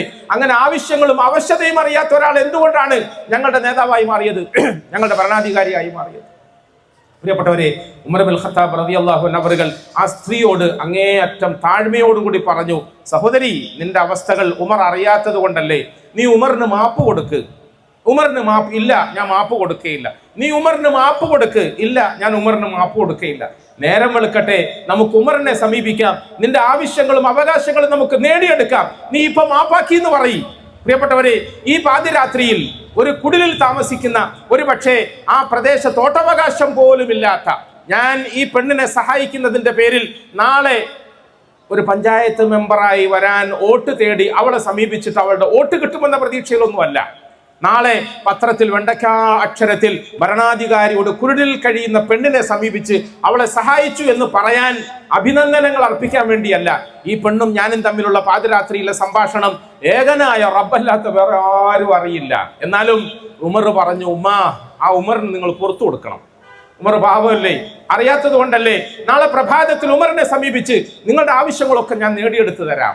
അവൾ സമ്മതിച്ചില്ല. അവസാനം ഉമർ ചോദിച്ചു, ഉമ്മാമ ഞാനൊരു കാര്യം പറയട്ടെ, ഉമറിന് മാപ്പ് കൊടുക്കാൻ വേണ്ടി നിങ്ങളെ ആക്രമിക്കുകയും നിങ്ങളെ ഇങ്ങനെ ബുദ്ധിമുട്ടിക്കുകയും ചെയ്ത ആ ബുദ്ധിമുട്ട് നിങ്ങൾ എനിക്ക് വിലക്ക് തരുമോ എന്ന് ചോദിക്കാം. നമ്മൾ കേട്ടിട്ടുണ്ടോ അങ്ങനെ ഒരു ഡീലിംഗ്, അങ്ങനെ ഒരു കച്ചവടം? നിങ്ങൾ ഇപ്പോൾ അനുഭവിച്ച ദുൽമുണ്ടല്ലോ, നിങ്ങൾ അനുഭവിച്ച അക്രമം, ഈ അക്രമത്തിൽ നിങ്ങൾക്കുണ്ടായ മനോവേദന, അത് നിങ്ങൾ എനിക്ക് വിലക്ക് തരണം. അതിന് പകരമായി ഞാൻ നിങ്ങൾക്കൊരു പണം തരാം. അങ്ങനെയുണ്ടോ? അങ്ങനെയുണ്ട്. നിങ്ങളുടെ ബുദ്ധിമുട്ടിനെ ഞാൻ വിലക്ക് വാങ്ങുന്നു. ആ പൈസ നിങ്ങൾ സ്വീകരിച്ചുകൊണ്ട് നിങ്ങൾ ഈ ബുദ്ധിമുട്ട് സഹിച്ചതിന്റെ എല്ലാ വിഷമങ്ങളെയും ഭരണാധികാരിക്ക് പുറത്തു കൊടുത്തു എന്ന് പറയണം. അത് പറയാം. അതിന് നീ എത്ര പൈസ ആവശ്യപ്പെടുന്നത്? ആ സാധാരണക്കാരിയായ ആറാബിയായ ഗ്രാമവാസിയായ പെൺകുട്ടി പറഞ്ഞു, 25 ദീനാറ് തന്നാൽ, 25 ദീനാറ് തന്നാൽ ഞാനിത് പുറത്തു കൊടുക്കാം, ഞാനിത് പുറത്തു കൊടുക്കാം. പ്രിയപ്പെട്ടവരെ, 25 ദീനാറ് തന്നാൽ ഇത് പുറത്തു കൊടുക്കാം എന്ന് പറഞ്ഞു കേട്ടപ്പോൾ ആവേശഭരിതനായി ഉമർ എഴുന്നേറ്റ് നിന്നു. എന്നിട്ട് പറഞ്ഞു, ഉമ്മ ഒരു പെൻസിലോ കടലാസോ പേപ്പറോ എന്തെങ്കിലും ഉണ്ടെങ്കിൽ താ, ഞാനിതൊന്ന് കരാറാക്കി എഴുതട്ടെ. 25 ദീനാറ് നിങ്ങൾക്ക് പകരം തന്നുകൊണ്ട് നിങ്ങളോട് ചെയ്തു പോയ ആക്രമത്തെ ഞാൻ വിലക്ക് വാങ്ങുന്നു. പകരം നിങ്ങൾ ഉമറിന് പുറത്തു കൊടുത്തു എന്ന് പറയണം, ഉമറിന് പുറത്തു കൊടുത്തു എന്ന് പറയണം. പാതിരാത്രിയിൽ തങ്ങളുടെ ഭരണാധികാരി നാട് നീളെ കറങ്ങി നടന്ന് യാത്രാക്ഷീണമൊന്നും വകവെക്കാതെ പ്രജകളെ അന്വേഷിച്ചു പോയതറിഞ്ഞപ്പോൾ അബ്ദുറഹ്മാൻ ഇബ്നു ഔഫും അലി ഇബ്നു അബി താലിബും ഈ മഹാനവറുകൾ എവിടെയെന്ന് അന്വേഷിച്ചുകൊണ്ട് ഇങ്ങനെ നടക്കുകയായിരുന്നു. ഖലീഫയോടെ പോയി. അങ്ങനെ രണ്ടുപേരും അന്വേഷിച്ച് പെണ്ണും ഇദ്ദേഹവും തമ്മിലുള്ള സംഭാഷണ മധ്യത്തിൽ പരിസരത്തെത്തി. പെട്ടെന്ന് സാധാരണ പോലെ അവർ പറഞ്ഞു, അസ്സലാമു അലൈക്കും യാ അമീറൽ മുഅ്മിനീൻ, അസ്സലാമു അലൈക്കും യാ അമീറൽ മുഅ്മിനീൻ, എത്ര നേരമായി ഞങ്ങൾ അന്വേഷിച്ച് നടക്കുന്നു, അങ്ങ് എവിടെയായിരുന്നു എന്ന് ചോദിച്ചു. അമീറൽ മുഅ്മിനീൻ എന്ന സംബോധന കേട്ടപ്പോൾ ആ സ്ത്രീ ഞെട്ടിമറച്ചു. ഇത്രയും നേരം ഞാൻ സംസാരിച്ചത് സാക്ഷാൽ അമീറുൽ മുഅ്മിനീനോടാണ്. ഇത്രയും നേരം ഞാൻ തർക്കിച്ചത് ഞങ്ങളുടെ ഭരണാധികാരിയോടാണ്. എന്റെ മുമ്പിൽ ഒരു കൊച്ചു കിടാവിനെ പോലെ അല്ലെങ്കിൽ ഒരു വലിയ കുറ്റവാളിയെ പോലെ എന്റെ കാലും കയ്യും പിടിച്ച് മാപ്പപേക്ഷിച്ചത് മറ്റാരുമായിരുന്നില്ല, സാക്ഷാൽ ഉമറായിരുന്നു. അവർ ഒപ്രാളപ്പെട്ടു. അവർ പറഞ്ഞില്ല, ഞാൻ നിങ്ങളോട് പറഞ്ഞതൊക്കെ എനിക്ക് മാപ്പാക്കി തരണം, നമ്മൾ തമ്മിൽ അങ്ങനെ ഡീലിങ്സ് ഒന്നുമില്ല, എനിക്ക് പണം വേണ്ട, എനിക്ക് മാപ്പാക്കി തരണം. പ്രിയപ്പെട്ടവരെ, ഉമർ എന്ന മഹാനായ ആ മനുഷ്യന്റെ മനസ്സിൽ സ്വാധീനം ചെലുത്തിയ വിശുദ്ധ ഖുർആനിൽ നേരത്തെ നമ്മുടെ ഇന്നാമുൽ ഹസൻ ഓതിയതുപോലെ, പരലോകത്ത് പടച്ചവന്റെ സന്നിധാനത്തിൽ എത്തുമ്പോൾ ആരും എന്നെ സഹായിക്കാനില്ലാത്ത വേളയിൽ എനിക്കെതിരെ ആരെങ്കിലും ഇങ്ങനെ ആർഗ്യുമെന്റുമായി വന്നാൽ ഞാൻ എന്ത് പകരം നൽകുമെന്ന ബോധമുണ്ടായപ്പോൾ, ഞാൻ എന്ത് പകരം നൽകും, ഞാൻ എങ്ങനെ രക്ഷപ്പെടുമെന്ന ബോധമുണ്ടായപ്പോൾ ഒരു നാട്ടുകാരിയായ ഗ്രാമവാസിയായ സാധാരണക്കാരിയായ കുടിലിൽ വസിക്കുന്ന പെണ്ണിനോട് താണ് അപേക്ഷിച്ചിട്ട് ഡീൽ ഉറപ്പിച്ച ആ 25 ദീനാറിൽ നിന്നും ഇനി പിന്മാങ്ങാൻ ഞാൻ തയ്യാറില്ല എന്ന് പറഞ്ഞു. ആ സ്ത്രീ ഞെട്ടി പറച്ചുകൊണ്ട് പിന്മാറാൻ ആഗ്രഹിച്ചു. മഹാനായ ഉമർ റളിയല്ലാഹു അൻഹു അവറുകൾ സംസാരിക്കുന്നതിന്റെ ഇടയിൽ അലിയിനോട് ചോദിച്ചു, ഒരു പേപ്പറും പേനയും കൊണ്ടാ? കൂട്ടത്തിലുള്ള ആളോട് ചോദിച്ചു. ഇല്ല, ആരുടെ കയ്യിലും പേപ്പറും പേനയും, പാതിരാത്രിക്ക് എവിടുന്ന് പേപ്പറും പേനയും കിട്ടാനാ? നിങ്ങൾ ചരിത്രം നിവർത്തി വായിച്ചാൽ കാണാൻ കഴിയും. മഹാനായ ഉമർ താൻ അണിഞ്ഞിരുന്ന കമീസിന്റെ ഒരറ്റം ഇങ്ങനെ വലിച്ചു കയറി. ആ വലിച്ചു കയറിയ ആ വസ്ത്രത്തിന്റെ തുമ്പത്ത് അദ്ദേഹം ഒരു കരാർ എഴുതി. ആ കരാറിൽ കരഞ്ഞുകൊണ്ട് അദ്ദേഹം എഴുതി. നമ്മുടെ ഭാഷയിൽ പറഞ്ഞാൽ ഉമർ കണ്ണുനീരുകൊണ്ടൊരു കഥ എഴുതി. ആ കഷ്ണത്തിൽ എന്തായിരുന്നു അവർ എഴുതിയത്? ഉമറിന്റെ ജീവിതത്തിൽ വന്നുപോയ ഗഫ്ലത്തിന്റെ പേരിൽ നാട്ടുകാരിയായ ഒരു പെണ്ണ് അനുഭവിച്ചു പോയ വേദനകൾ 25 ദീനാറിന് പകരം വിലയ്ക്ക് വാങ്ങി. അതിന് നാളെ പരലോകത്ത് എനിക്ക് മേൽ ഒരു ആർഗ്യുമെന്റുമായി ഈ സഹോദരി വരികയില്ലെന്ന് അവർ കരാർ ചെയ്തു. ഈ സുന്ദരമായ കരാറിന് അബ്ദുറഹ്മാൻ ഇബ്നു ഔഫും അലി ഇബ്നു അബി താലിബും സാക്ഷിയാണ് എന്ന് അദ്ദേഹം എഴുതി. പ്രിയപ്പെട്ടവരെ, ഞാൻ പറഞ്ഞു വരുന്നത്, പാതിരാത്രിയിൽ പടച്ചവന്റെ മുമ്പിൽ ദീർഘമായി നിന്ന് നമസ്കരിക്കുന്ന ഒരു ഹാഫിളിന്റെ, ഒരു ആലിമിന്റെ, ഒരു മുസ്ലിമിന്റെ, ഒരു സഹാബിയുടെ, ഒരു സലഫ് സാലിഹിന്റെ ഒരു കാടുകളിലേക്ക് കരഞ്ഞു വലയുന്ന ശബ്ദം വരുമ്പോൾ, വിശപ്പിന്റെ വിളിയാളം വരുമ്പോൾ, അനാഥകളുടെ അവശതകൾ വരുമ്പോൾ അവന്റെ നിസ്കാരത്തിൽ നിന്നും അവൻ കൈയൊഴിച്ചുകൊണ്ട് ആ സാധുവിനെ സഹായിക്കാൻ എത്തുന്നു. രാജ്യം ഭരിക്കുന്ന ഭരണാധികാരിക്ക് പടച്ചവന്റെ മുമ്പിൽ നിൽക്കേണ്ടി വരുമെന്ന മതബോധമുണ്ടായപ്പോൾ ഖുർആൻ അവർക്ക് നൽകിയ ആ ബോധത്തിന്റെ അടിസ്ഥാനത്തിൽ ആളുകളുടെ അംഗീകാരം വാങ്ങാൻ വേണ്ടിയല്ല, ആളുകളുടെ അംഗീകാരം വാങ്ങാൻ വേണ്ടി ഫോട്ടോക്ക് പോസ്റ്റ് ചെയ്യാൻ വേണ്ടിയിട്ടൊന്നുമല്ല, പിന്നെയോ പരലോകത്ത് പടച്ചവന്റെ സന്നിധിയിൽ ഞാൻ പിടിച്ചു നിർത്തപ്പെടരുത് എന്ന ബോധ്യത്തോടുകൂടി അള്ളാഹുവിനെ ഭയന്നുകൊണ്ട് ഈ നിലയിൽ ജീവിക്കാൻ ഒരു ഭരണാധികാരിക്ക് സാധിച്ചു, ഒരു സാധാരണക്കാരന് സാധിക്കുന്നു. ഇതാണ് വാസ്തവത്തിൽ പരിശുദ്ധ ഖുർആൻ നമ്മളിൽ ഉണ്ടാക്കി തീർക്കേണ്ട മാറ്റം. ഇവിടെ മാതാപിതാക്കളുടെ കഷ്ടപ്പാടുകളെ കുറിച്ച് പറഞ്ഞു, മാതാപിതാക്കളുടെ ത്യാഗങ്ങളെയും വേദനകളെയും സംബന്ധിച്ച് പറഞ്ഞു. വളർന്നു വരുന്ന നമ്മുടെ പുതിയ തലമുറയിൽ അങ്ങനെ ഒരു ബോധം ഇന്ന് ഉണ്ടോ എന്ന് നമ്മൾ സംശയിക്കേണ്ടിയിരിക്കും. ഹാഫിളായി ആലിമായി പുറത്തു വരുന്ന ഈ കുഞ്ഞുങ്ങളെ സംബന്ധിച്ചിടത്തോളം അവരാദ്യമായി മനസ്സിരുത്തുകയും അവരാദ്യമായി ശ്രദ്ധിക്കുകയും ചെയ്യേണ്ടത് ഒരിക്കലും തങ്ങളുടെ മാതാപിതാക്കളെ മറക്കാതിരിക്കണം എന്നുള്ളതാണ്. തങ്ങളുടെ സഹോദരങ്ങളെയും തങ്ങളെക്കാൾ മുതിർന്നവരെയും മറക്കാതിരിക്കണം എന്നതാണ് പരിശുദ്ധ ഖുർആൻ പഠിച്ചതിന്റെ പേരിൽ നിങ്ങൾക്കുണ്ടാവേണ്ട മഹത്വത്തിൽ ഏറ്റവും പ്രധാനമായി നമുക്ക് എണ്ണാൻ കഴിയുന്ന ഒന്ന് അതാണ്. നിങ്ങളുടെ മാതാപിതാക്കൾ നിങ്ങളെ കൊണ്ട് വേദനിക്കരുത്, നിങ്ങളുടെ മാതാപിതാക്കൾ നിങ്ങളെ കൊണ്ട് വിഷമിക്കരുത്, നിങ്ങളുടെ മാതാപിതാക്കൾക്കെതിരെ നിങ്ങളൊരു ഉയർന്ന ശബ്ദം പോലും മുഴക്കരുത്. നിങ്ങളുടെ മാതാപിതാക്കൾക്ക് നിങ്ങൾ അനുസരണയുള്ള മക്കളായി മാറണം. നിങ്ങൾ നാട്ടുകാരുടെ മുമ്പിൽ നല്ല ഖതീബുമാരായി വളരുന്നു, നല്ല കാര്യമാണ്. നിങ്ങൾ നാട്ടുകാരുടെ മുമ്പിൽ നല്ല ഇമാമുകളായി തീരുന്നു, നല്ല കാര്യമാണ്. അതിനേക്കാളൊക്കെ ഉപരിയായി നിങ്ങൾ നിങ്ങളുടെ ഉമ്മവാപ്പമാരുടെ മുമ്പിൽ അനുസരണയുള്ള ഒരു മകനായി തീരുന്നു, ഒരു മകളായി തീരുന്നു. മഹാനായ ഹസൻ ഇബ്നു അലി റളിയല്ലാഹു അൻഹു അവരെ കുറിച്ചിട്ട് കേൾക്കാനിടയായി. ആരാണ് ഹസൻ ഇബ്നു അലി? അലി ഇബ്നു അബി താലിബിന്റെ പ്രിയപ്പെട്ട പുത്രനാണ്. അതിലുപരിയായി അഷ്റഫുൽ ഖൽഖായ താഹ റസൂൽ സല്ലല്ലാഹു അലൈഹി വസല്ലമയുടെ കരളിന്റെ കഷ്ണമായ ഫാത്തിമ ബീവിയുടെ മടിയിൽ വളർന്ന മഹാനായ പുത്രനാണ് ഹസൻ ഹുസൈൻ റളിയല്ലാഹു അൻഹുമ. ആ മഹാത്മാക്കളെ കുറിച്ചിട്ട് നമ്മൾ എത്ര ചരിത്രങ്ങൾ കേട്ടു പ്രിയപ്പെട്ടവരെ. ഹസൻ ഇബ്നു അലി എത്ര മഹാനാണ്. ഖുലഫാഉർ റാഷിദീങ്ങൾക്ക് ശേഷം നമുക്ക് എണ്ണിപ്പറയാൻ കഴിയുന്ന മുസ്ലിം ലോകത്തിന്റെ നേതൃത്വം ആ തലയിലാണ് കിരീടമായി ചൂടപ്പെട്ടത്. ഹസൻ ഇബ്നു അലി റളിയല്ലാഹു അൻഹു അവர்கள் അദ്ദേഹത്തിന്റെ ജീവിതാനുഭവങ്ങൾ വിശേഷിപ്പിക്കുമ്പോൾ ഇങ്ങനെ പറയുമായിരുന്നു: എൻ്റെ ഉമ്മയോടൊപ്പം ഉപ്പാപ്പയുടെ വിയോഗത്തിന് ശേഷം അധികകാലമൊന്നും ജീവിക്കാൻ എനിക്ക് സാധിച്ചിട്ടില്ല. മുഹമ്മദ് എന്ന ഉപ്പാപ്പ സല്ലല്ലാഹു അലൈഹി വസല്ലം അങ്ങേയറ്റം സ്നേഹവാത്സല്യങ്ങളൊക്കെ നൽകി വളർത്തി വലുതാക്കിയ പേരക്കിടാങ്ങളാണ് ഹസൻ ഹുസൈൻ. പ്രിയപ്പെട്ടവരെ, ഞാനിതൊക്കെ പറയുന്നത് നമ്മൾ ഹാഫിളാകുമ്പോൾ, ആലിമാകുമ്പോൾ, പ്രഭാഷകനാകുമ്പോൾ, പ്രാസംഗികനാകുമ്പോൾ നമ്മൾ ഏറ്റവും കൂടുതൽ ശ്രദ്ധിക്കേണ്ടത് ഞാനൊരു വാപ്പയാണെന്ന് തിരിച്ചറിവാണ്, ഞാനൊരു ഉപ്പാപ്പയാണെന്ന് തിരിച്ചറിവാണ്, ഞാനൊരു ഭർത്താവാണെന്ന് തിരിച്ചറിവാണ്, ഞാനൊരു ഭാര്യയാണ് എന്നുള്ള തിരിച്ചറിവാണ്. നമുക്ക് അറിവിനേക്കാൾ കൂടുതൽ ഈ തിരിച്ചറിവാണ് വേണ്ടത്. ഞാൻ ഒരു വാപ്പയാണെന്നുള്ള കാര്യം മറന്നുപോയാൽ, അത് മറന്നുകൊണ്ട് എൻ്റെ മക്കളോടുള്ള കടമകൾ പാലിക്കാതെ പോയാൽ, ഞാനൊരു ഭർത്താവാണ് എന്ന സത്യം മറന്നു പോവുകയും എൻ്റെ ഭാര്യയോടുള്ള കടമകളെ പൂർത്തീകരിക്കാതിരിക്കുകയും ചെയ്താൽ, ഞാൻ ഒരു ഉപ്പാപ്പയാണെന്നുള്ള സത്യം മറന്നു പോവുകയും എൻ്റെ പേരക്കിടാങ്ങളോടുള്ള ഹക്കുകളെ മറന്നു പോവുകയും ചെയ്താൽ, പ്രിയപ്പെട്ടവരെ, രാജ്യത്തിന്റെ സൈന്യാധിപനായി, ജനങ്ങളുടെ കണ്ണിലുണ്ണിയായി, നാട്ടിലെ ഖാദിയായി, നാട്ടിലെ പ്രഭാഷകനായി, പ്രവാചകനായി, പ്രബോധകനായി എല്ലാ രംഗത്തും അങ്ങേയറ്റം തിളങ്ങി നിന്നിരുന്ന മുഹമ്മദ് സല്ലല്ലാഹു അലൈഹി വസല്ലം ഈ രംഗങ്ങളിൽ എവിടെയും മാറ്റി നിർത്തപ്പെടാൻ കഴിയാത്ത മഹാവ്യക്തിത്വത്തിന്റെ ഉടമയായി.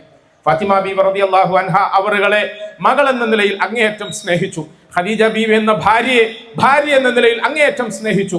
മരിക്കാൻ കിടക്കുന്ന വേളയിൽ ചുണ്ടനങ്ങാൻ പ്രയാസമുള്ള സമയത്ത് പോലും ഏതൊരു മടിയിലാണോ താൻ ശിരസ് വെച്ചിരിക്കുന്നത്, ആ പ്രിയപ്പെട്ട ആയിഷയോട് അവസാന നിമിഷത്തിലും ഭാര്യ എന്ന നിലയിൽ സ്നേഹം പ്രകടിപ്പിക്കാൻ ശ്രമിച്ചു, മുഹബ്ബത്ത് പങ്കുവെക്കാൻ ശ്രമിച്ചു, നല്ല ഭർത്താവാകാൻ ശ്രമിച്ചു.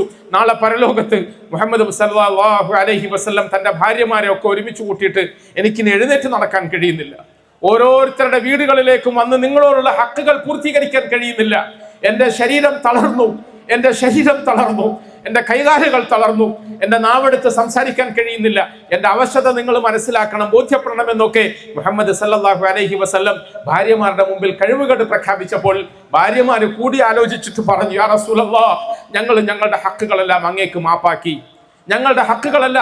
മാപ്പാക്കി, അങ്ങയുടെ മനസ്സിഷ്ടപ്പെടുന്നത് പോലെ ഇനി അവശേഷിക്കുന്ന ബാക്കി ദിവസം ആയിഷയുടെ വീട്ടിൽ കഴിഞ്ഞുകൂടാൻ ഞങ്ങൾ അനുവദിച്ചിരിക്കുന്നു. പ്രിയപ്പെട്ടവരെ, ഒരു നല്ല ഭർത്താവായ നിലയിൽ ചരിത്രത്തിന്റെ ഏടുകളിൽ തിളങ്ങി നിൽക്കുന്ന നമ്മുടെ നബി സല്ലല്ലാഹു അലൈഹി വസല്ലം ഭർത്താക്കന്മാർക്ക് മാതൃകയാകണം.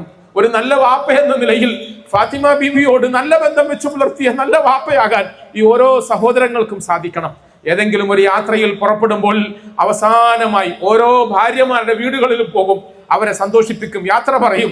അവസാനമായി അവിടുത്തെ കരളിന്റെ കഷ്ണമായ ഫാത്തിമ ബീവിയുടെ വീട്ടിൽ വരും. എന്നിട്ട് ഫാത്തിമയോട് യാത്ര പറയും, അവളെ കെട്ടിപ്പിടിക്കും, അവളുടെ നെറുകയിൽ മുത്തം കൊടുക്കും. ഒരു വാപ്പ മകൾക്ക് കൊടുക്കുന്ന സമ്മാനം, ഒരു വാപ്പ മകളെ ചേർത്ത് പിടിക്കുന്നത്, അണച്ചുകൂട്ടുന്നത്, നെഞ്ചോട് ചേർക്കുന്നത് അഷ്റഫുൽ ഖൽഖ് എന്ന പിതാവിൽ നിന്ന് നമ്മൾ കണ്ടു പഠിച്ചു. പ്രിയപ്പെട്ടവർ, ഒരിക്കൽ റസൂൽ സല്ലല്ലാഹു അലൈഹി വസല്ലമ തങ്ങൾ ഇപ്രകാരം പതിവ് പോലെ എല്ലാ വീടുകളിലും പോയി യാത്ര ചോദിക്കുന്നു. അവസാനം ഫാത്തിമയുടെ വീട്ടിൽ പോയി യാത്ര ചോദിക്കുന്നു. ഫാത്തിമയിൽ നിന്നും യാത്ര പുറപ്പെട്ടാൽ തിരിച്ച് നാട്ടിലെത്തുമ്പോൾ ആദ്യമായി പ്രിയപ്പെട്ട മകളുടെ വീട്ടിൽ പോകും. മകള് വാപ്പയെ കാണാൻ കാത്തു നിൽക്കും. വാപ്പ ആദ്യമായി ഫാത്തിമയുടെ വീട്ടിൽ ചെല്ലുമ്പോൾ അവൾ ഓടി വരും. അഷ്റഫുൽ ഖൽഖ് സല്ലല്ലാഹു അലൈഹി വസല്ലം ഫാത്തിമയെ നെഞ്ചോട് ചേർത്ത് നെറുകയിൽ മുത്തം കൊടുക്കും. ആ ഒരു സ്നേഹ പ്രകടനം നടത്തിയിട്ടല്ലാതെ റസൂൽ സല്ലല്ലാഹു അലൈഹി വസല്ലം മറ്റു വീടുകളിലേക്കൊന്നും പോകാറില്ല. പ്രിയപ്പെട്ടവർ, ഇവിടെ യാദൃച്ഛികമായി പറഞ്ഞു വന്നപ്പോൾ ഒരിക്കൽ പതിവ് പോലെ റസൂൽ സല്ലല്ലാഹു അലൈഹി വസല്ലം ഫാത്തിമയുടെ വീട്ടിലേക്ക് കടന്നു വന്ന വേളയിൽ അവളുടെ കൈകളിൽ ചില ഖഡ്ഗങ്ങൾ കാണാനിടയായി. നമ്മുടെ ഭാഷയിൽ പറഞ്ഞാൽ ആഭരണങ്ങൾ, സ്വർണം കൊണ്ടുണ്ടാക്കിയതാണെന്ന ചരിത്രകാരന്മാർ പറയുന്നത്. ആഭരണങ്ങൾ കണ്ടു. കൊച്ചുകുട്ടികൾ ഹസൻ ഹുസൈൻ 2 കിടാങ്ങൾ അവരുടെ കൈവിരലുകളിൽ വെള്ളി കൊണ്ടുണ്ടാക്കിയ ആഭരണങ്ങൾ ഇട്ടതായി കണ്ടു. വീട്ടിലേക്ക് കടന്നു വന്ന് പതിവ് പോലെ മകളെ സ്നേഹപ്രകടനങ്ങളെ കൊണ്ട് മൂടുമായിരുന്ന വാപ്പ ഈ ഒരു കാഴ്ച കണ്ടപ്പോൾ ഒന്നും മിണ്ടാതെ തിരിച്ച് പള്ളിയിൽ പോയിരുന്നു. ഫാത്തിമ ബീവി പൊട്ടിക്കരഞ്ഞു. എന്തു പറ്റി എന്റെ വാപ്പാക്ക്? എന്റെ വാപ്പ എന്തു വിറപ്പ് പിടിച്ചിട്ടാണ് പോയത്? ബേജാറായി. സാധാരണ വാപ്പയല്ലല്ലോ. എത്രത്തോളം അഷ്റഫുൽ ഖൽക്ക് ഫാത്തിമയെ സ്നേഹിച്ചിരുന്നോ അതുപോലെ തിരിച്ചിങ്ങോട്ട് ഫാത്തിമ വാപ്പാനെ സ്നേഹിച്ചു. അങ്ങനെ സ്നേഹിക്കാൻ പഠിപ്പിച്ച ഒരു വാപ്പയും മകളുമാണ്. പ്രിയപ്പെട്ടവരെ, എന്തുകൊണ്ടാണ് എന്റെ വാപ്പ എന്നോട് ഇങ്ങനെ അതൃപ്തനായതെന്നറിയാതെ അവൾ പൊട്ടിക്കരഞ്ഞു. ഇതിനിടയിൽ ഭർത്താവ് അലി വീട്ടിലേക്ക് കടന്നു വന്നപ്പോൾ കരയുന്ന മകളെ കണ്ടപ്പോൾ, കരയുന്ന ഭാര്യയെ കണ്ടപ്പോൾ കാര്യം അന്വേഷിച്ചു. ഇന്നതാണ് എന്റെ കൈകളിലും മക്കളുടെ കൈകളിലും കണ്ട ആഭരണങ്ങൾ വാപ്പയെ വേദനിപ്പിച്ചു, വെറുപ്പിച്ചു. വാപ്പ ഞങ്ങളോട് മിണ്ടാതെ പള്ളിയിലേക്ക് പോയി. അലി റളിയല്ലാഹു അൻഹു ബേജാറായിട്ട് ഓടി പള്ളിയിൽ വന്നു നോക്കുമ്പോൾ അവിടെ അഷ്റഫുൽ ഖൽക്ക് എന്ന പിതാമഹൻ ഒരു മൂലയിലിരുന്ന് പൊട്ടിക്കരയുകയാണ്. അരികിൽ ചെന്നിരുന്നു കൊണ്ട് റസൂൽ സല്ലല്ലാഹു അലൈഹി വസല്ലമയോട് അലി ഇബ്നു അബി താലിബ് ചോദിച്ചു, എന്തു പറ്റി നബിയെ? എന്ത് സംഭവിച്ചു? മഹാനായ റസൂൽ സല്ലല്ലാഹു അലൈഹി വസല്ലമ തങ്ങൾ പറഞ്ഞ ഒരു കാഴ്ചപ്പാടുണ്ട് പ്രിയപ്പെട്ടവർ. ആ കാഴ്ചപ്പാട് നമ്മൾ ബോധ്യപ്പെടണം. നമ്മൾ ഇന്ന് നമ്മുടെ മക്കളെ സന്തോഷിപ്പിക്കാൻ വേണ്ടിയിട്ട് കണക്കില്ലാതെ പണം ചെലവാക്കും. അവർ ചോദിക്കുന്നതൊക്കെ വാങ്ങിക്കൊടുക്കും. അവരുടെ ആശകളൊക്കെ പൂർത്തീകരിക്കാൻ ശ്രമിക്കും. ഒരിക്കൽ പോലും നമ്മൾ നമ്മുടെ കഷ്ടപ്പാട് അവർ അറിയരുതെന്ന നിർബന്ധ ബുദ്ധിയോടുകൂടി അവരുടെ ആശകൾക്ക് നമ്മൾ നോ പറയാറില്ല. ഒരു പരിധിവരെയും അത് ശരിയാണെന്ന് നമ്മളൊക്കെ വാദിക്കാറുണ്ട്. എന്നാൽ മക്കളെ പോറ്റുന്ന വിഷയത്തിൽ മാതാപിതാക്കൾ ബോധ്യപ്പെടേണ്ട ഒരു തിരിച്ചറിവുണ്ട്. അങ്ങനെ മക്കളുടെ ആശയ്ക്കനുസരിച്ച്, ഇഷ്ടത്തിനനുസരിച്ചിട്ട് അഴിച്ചുവിടുകയല്ല വേണ്ടത്. അതിര് കവിഞ്ഞ അനുഭവങ്ങൾക്ക് അവസരമൊരുക്കി കൊടുക്കുകയല്ല വേണ്ടത്.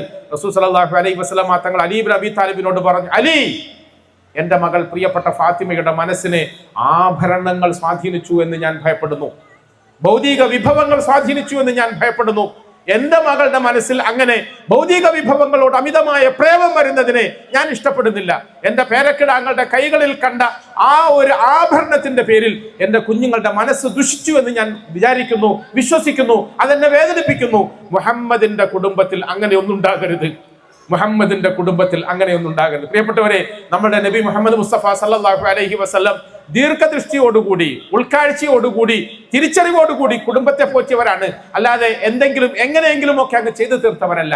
മുഹമ്മദ് സല്ലല്ലാഹു അലൈഹി വസല്ലമ തങ്ങൾ കുടുംബത്തിന്റെ ദാരിദ്ര്യവും കഷ്ടപ്പാടും പ്രയാസങ്ങളും ഒക്കെ മാറ്റിത്തരണേ എന്ന് പടച്ചവനോട് ദ്വാരക്കുമായിരുന്നു. എങ്ങനെ? നമ്മൾ ശ്രദ്ധിച്ചിട്ടുണ്ടോ? റസൂൽ സല്ലല്ലാഹു അലൈഹി വസല്ലമ തങ്ങൾ ഒരു ദിവസം പാതിരാത്രിയിൽ എഴുന്നേറ്റ് നമസ്കരിക്കാൻ വേണ്ടി പോകുമ്പോൾ ഫാത്തിമയുടെ വീടിന്റെ അരികിലൂടെ കടന്നുപോയി.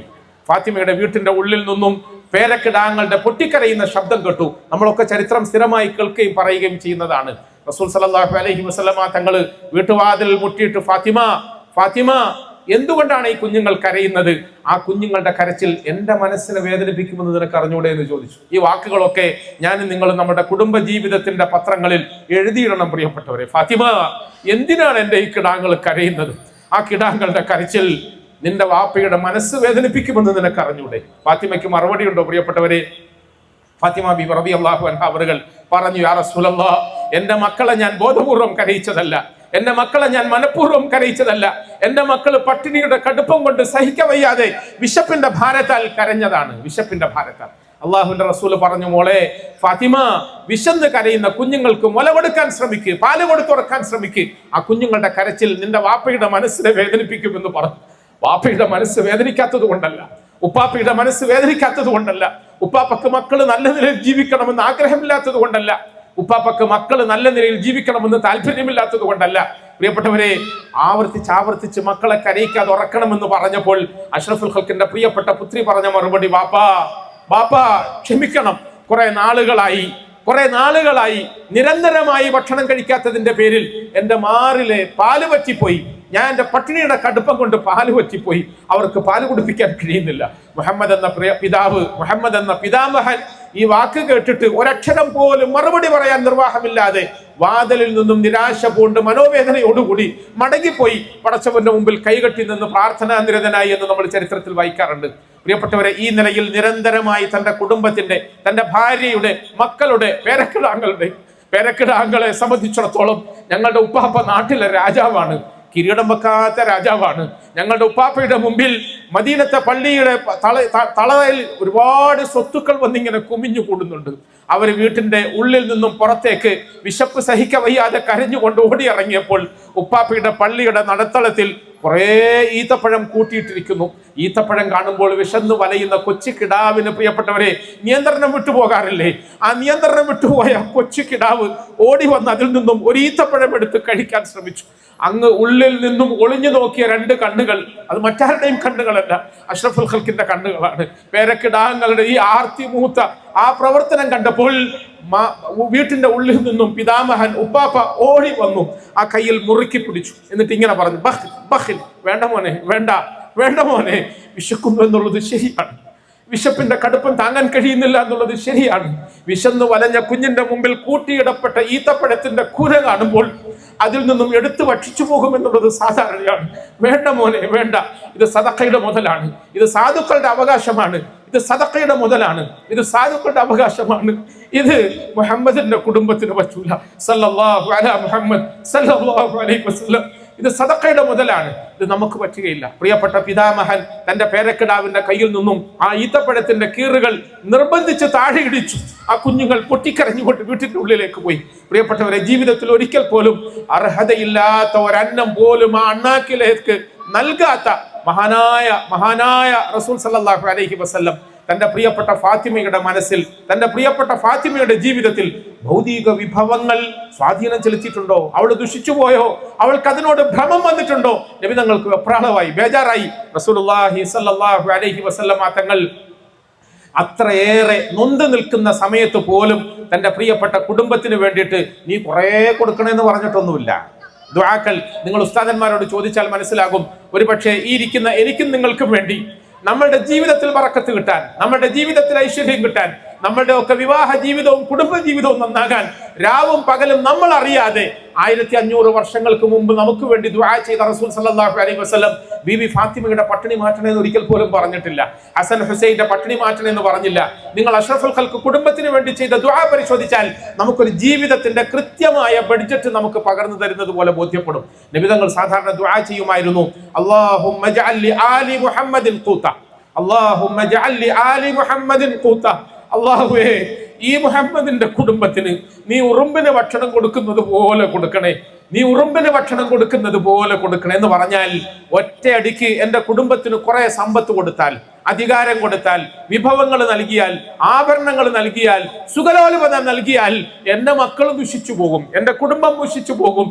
മുഹമ്മദ് അത് ആഗ്രഹിക്കുന്നില്ല, അത് ഇഷ്ടപ്പെടുന്നില്ല. എനിക്ക് ഐശ്വര്യം വേണം. എങ്ങനത്തെ ഐശ്വര്യമാണ്? ആരുടെ മുമ്പിലും കൈനീട്ടാതെ, എന്റെ മക്കളും പേരക്കിടാങ്ങളും തങ്ങളുടെ വിഷമവും പ്രയാസവും ആരാന്റെ മുമ്പിൽ പ്രദർശിപ്പിക്കാതെ, ഒരു പക്ഷേ ദിവസങ്ങളോളം പട്ടിണി കടന്നാലും പടച്ചവനെ നിന്റെ മുന്നിൽ മാത്രം വേദന പറയുന്നവരായി എന്റെ മക്കൾ അഭിമാനത്തോടെ ജീവിക്കണം. എന്റെ മക്കൾക്കും കുടുംബത്തിനും നീ ആഹരിക്കാൻ കൊടുക്കുന്നത് ഉറുമ്പിന് ഭക്ഷണം കൊടുക്കുന്ന പോലെ ആകണേ എന്നാണ് ഉലമാക്കൾ പറയാറുണ്ട്. ഉറുമ്പിന് ഭക്ഷണം കൊടുക്കുക എന്ന് പറഞ്ഞാൽ നമ്മൾ മനസ്സറിയാതെ, കണക്കില്ലാതെ, ആരാന്റെ ഹക്കുണ്ടോ എന്ന് നോക്കാതെ അങ്ങും ഇങ്ങുമൊക്കെ ഇങ്ങനെ അളിച്ചു വാരി എടുക്കുന്നതല്ല. പിന്നെയോ വളരെ തുച്ഛമായ നിലയിൽ അരിച്ചു പറക്കി എന്നൊക്കെ നമ്മൾ പറയാറില്ലേ, എണ്ണിത്തിട്ടപ്പെടുത്തി എന്ന് പറയാറില്ലേ, കണക്കിന് മാത്രം എന്ന് പറയാറില്ലേ. അങ്ങനെ ഒരു ദിവസം ആഹാരം കഴിക്കാൻ, അരവയറ് നിറയ്ക്കാൻ എന്തെങ്കിലും കിട്ടിയാൽ ഞങ്ങൾ അൽഹംദുലില്ലാഹ് എന്ന് പറഞ്ഞ് നിന്നോട് സ്തുതി രേഖപ്പെടുത്താം.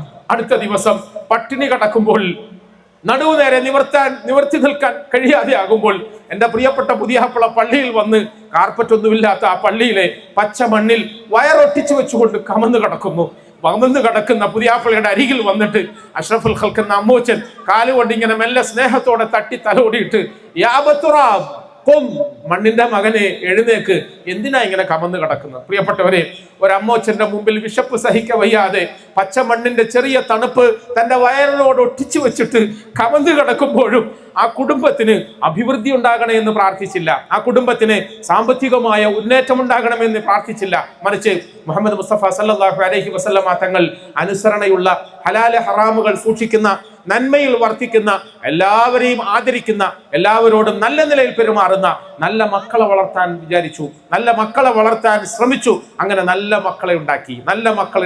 അങ്ങനെ മക്കളായി വളർന്നപ്പോൾ, പേരക്കിടാങ്ങളായി വളർന്നപ്പോൾ ആ മക്കള് മാതാപിതാക്കളോട് നല്ല നിലയിൽ പെരുമാറി, ആ മക്കള് പിതാമഹനോട് നല്ല നിലയിൽ പെരുമാറി, ആ മക്കള് പരസ്പരം അങ്ങേയറ്റത്തെ സ്നേഹവും ബഹുമാനവും പങ്കുവെക്കാൻ ശ്രമിച്ചു. നമ്മൾ പറയാൻ ശ്രമിച്ചത് ഹസൻ ബിൻ അലി റളിയല്ലാഹു അൻഹു അവർ പറയുമായിരുന്നു, എന്റെ പ്രിയങ്കരനായ ഉപ്പാപ്പ ഞങ്ങളോട് വിട പറഞ്ഞതിന് ശേഷം ഞങ്ങളുടെ ഉമ്മയോടൊത്ത് ഞങ്ങൾക്ക് അധിക കാലം ജീവിക്കാൻ കഴിഞ്ഞില്ല. ചരിത്രത്തിൽ കാണാം, വെറും 6 മാസക്കാലം മാത്രമായിരുന്നു മുഹമ്മദ് സല്ലല്ലാഹു അലൈഹി വസല്ലമ തങ്ങളുടെ വഫാത്തിന് ശേഷം ഫാത്തിമ ബീവി ഭൂമിയിൽ ജീവിച്ചിരുന്നത്. ഈ 6 മാസക്കാലം ഞങ്ങൾ ഞങ്ങളുടെ ഉമ്മാന്റെ ഒപ്പം ജീവിച്ചു, ഉമ്മയോടൊപ്പം കഴിഞ്ഞുകൂടി. ആ 6 മാസ കാലഘട്ടത്തിൽ ഞങ്ങൾക്ക് വിഭവസമൃദ്ധമായ ഭക്ഷണമൊന്നും വിളമ്പിത്തരാൻ ഞങ്ങളുടെ ഉമ്മാക്ക് സാധിച്ചിരുന്നില്ല. ഞങ്ങൾക്ക് വലിയ വലിയ സുഖലോലുപതകളൊന്നും സമ്മാനിക്കാൻ ഞങ്ങളുടെ ഉമ്മാക്ക് സാധിച്ചിരുന്നില്ല. ഒരു ഭാഗത്ത് ഞങ്ങളുടെ വാപ്പ, ഞങ്ങളുടെ ഉപ്പാപ്പ, ഞങ്ങളുടെ ബന്ധുപുത്രാദികളൊക്കെ ഇന്ന് നാട്ടിലെ രാജാക്കന്മാരാണ്. പക്ഷെ ഞങ്ങളുടെ കുടുംബത്തിൽ ഞങ്ങൾ അതിന്റെ കിബറും അഹന്തയും ഒന്നും അനുഭവിച്ചില്ല. ഞങ്ങൾ അടങ്ങി ഒതുങ്ങി ജീവിച്ചു. എത്രത്തോളം, ഞാൻ പറയാൻ ഉദ്ദേശിച്ചത് അതാണ്. അദ്ദേഹം പറയുന്നു, ഈ 6 മാസ കാലഘട്ടത്തിൽ ഞാൻ എൻ്റെ ഉമ്മയോടൊപ്പം ഒന്നിച്ചിരുന്ന് ഭക്ഷണം കഴിക്കാൻ പേടിക്കുമായിരുന്നു. അദ്ദേഹം പറയാം, എൻ്റെ ഉമ്മയോടൊപ്പം ഒന്നിച്ചിരുന്ന് ഭക്ഷണം കഴിക്കാൻ ഞാൻ പേടിക്കുമായിരുന്നു.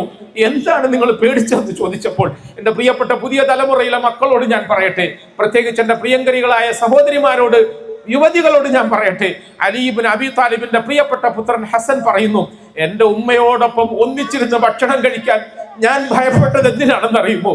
ഒരു തളികയിൽ ഞങ്ങൾ ഒന്നിച്ചിരിക്കുമ്പോൾ എൻ്റെ ഉമ്മ ഏതെങ്കിലും ഒരു ഭക്ഷണം ഇഷ്ടപ്പെടും, അത് വേണമെന്ന് ആഗ്രഹിക്കുമ്പോഴായിരിക്കും ഞാൻ അതിൽ കൈവെക്കുക. ഒരു പക്ഷേ ഉമ്മയെ സംബന്ധിച്ചിടത്തോളം മകൻ കൈവച്ചാൽ പിന്നെ ആ ഉമ്മ കഴിക്കൂല. എല്ലാ ഉമ്മമാരുടെയും മനസ്സ് അങ്ങനെയാണ്.